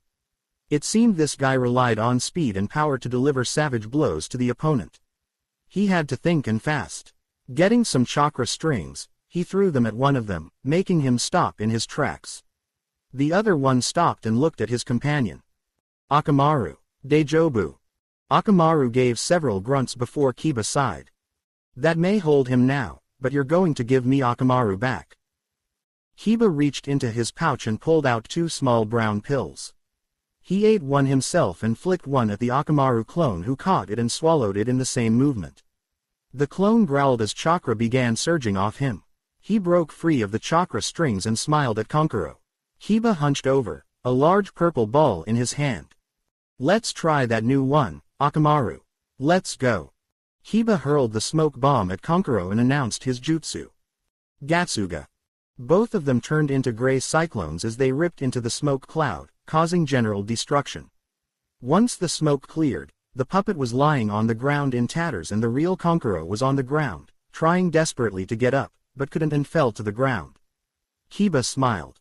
Nice work, Akamaru. Akamaru grunted and turned back into his regular form. Hayate announced the winner. Shosha. Inuzuka Kiba. Once Kiba got back up to the group, he received praise while Konkuro was carted off along with his puppet so the next match could begin. Hayate coughed and the board scrolled through the last few names and in just over 2 seconds had chosen a pair. Aburame Shino vs Tenten. Both fighters came down and faced off, not saying a word. Hayate made sure they were both ready. He gave the word to begin. 8th match. Hajime. Tenten jumped back and jumped into the air, launching several weapons at Shino who tried to jump out of the way, but the weapons struck true. Shino began falling to the ground until he burst into a group of bugs. Naruto smiled. Mushi Bunshin no Jutsu. Tenten looked around her and saw Shino behind her near the wall. She turned around, smiling at him before pulling out several weapons. Shino looked up at her. I would advise you to check your surroundings. Tenten looked around before she saw an entire army of bugs crawling at her from the opposite direction. Shino looked at her. Those are Kikai bugs. They will consume your chakra, rendering you unable to fight. If you attack me, the bugs will eat your chakra. If you go for them, I will attack you. What will you do? Tenten weighed her options. She really didn't want to have to use this jutsu yet, but it seemed like she had no choice. She reached into her ninja pouch and pulled out a pair of red scrolls. She placed them on the ground. I'll show you where Naruto got his inspiration from. Shino raised an eyebrow as Tenten formed a short set of hand seals before announcing her jutsu. Soshoryu. The arena exploded in smoke as a pair of dragons rose up through the air, majestically entwining before meeting near the roof of the arena. Tenten jumped up to the top and began palming the scrolls, obtaining weapons of every shape and size imaginable and hurled them at Shino. Shino formed several hand seals of his own, holding his hands out in front of him. Mushi Kame no Jutsu. Bugs flew out from Shino's jacket sleeves and surrounded him with what seemed to be a black version of the Kaden. The weapons struck it and bounced off, falling to the ground. When Shino sensed the weapons stop, he withdrew his bugs, seeing Tenten land on the ground. I'm not done yet. Tenten jumped up and pulled the weapons back to her via ninja wire and then flung them back at Shino, who again used the Mushi Kame. When Tenten landed, Shino appeared behind her with a kunai to her neck. Interesting jutsu, however, this is checkmate. My bugs are far too close for you to try anything else and I have you in a submissive position. Tenten may be prideful, however, she knew when she was beaten. True, I give up. Shino relaxed and called his bugs back to him. Shosha. Aburame Shino. Both Shino and Tenten walked back up to their teams, getting nods of acknowledgement or a few words of praise. Hayate coughed, catching their attention. Could the fighters for the 9th and final match please step up? Gaara used Shushin no Jutsu to get down to the arena while Zaku jumped down. They stood facing each other, waiting for the word. Hayate brought his hand down and jumped back. 9th and final match, Hajime. Zaku smirked as he brought his one useful arm up. This will be enough to beat you. Gaara made no movements, so Zaku announced his jutsu. Zankaha. The air blasted out of the hole in his hand and a huge cloud of dust washed over the part of the arena Gaara was in. Ha! Blew him to bits. Zaku was shocked when the dust cleared to reveal Gaara had not moved an inch, nor was he harmed. Zaku froze in fear while Gaara looked at him. Is that it? There isn't enough blood. Gaara sent a wave of sand at Zaku, who tried to dodge but the sand caught him and wrapped him up in a cocoon. Sabaku Q. Shino, Kiba and Hinata knew what was coming next. They had observed Gaara use this combo on some hapless Rain-nin which ended up in the ninja having his internals splattered all over the clearing. Before anyone could stop him, Gaara completed the jutsu. Sabaku Soso. Zaku gave one last scream as he was crushed by a huge amount of pressure, much to everyone's horror.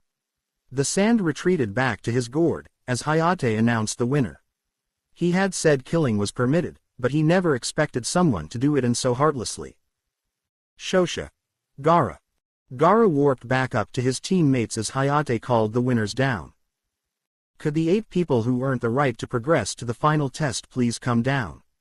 We will now announce the rules and date of the final test.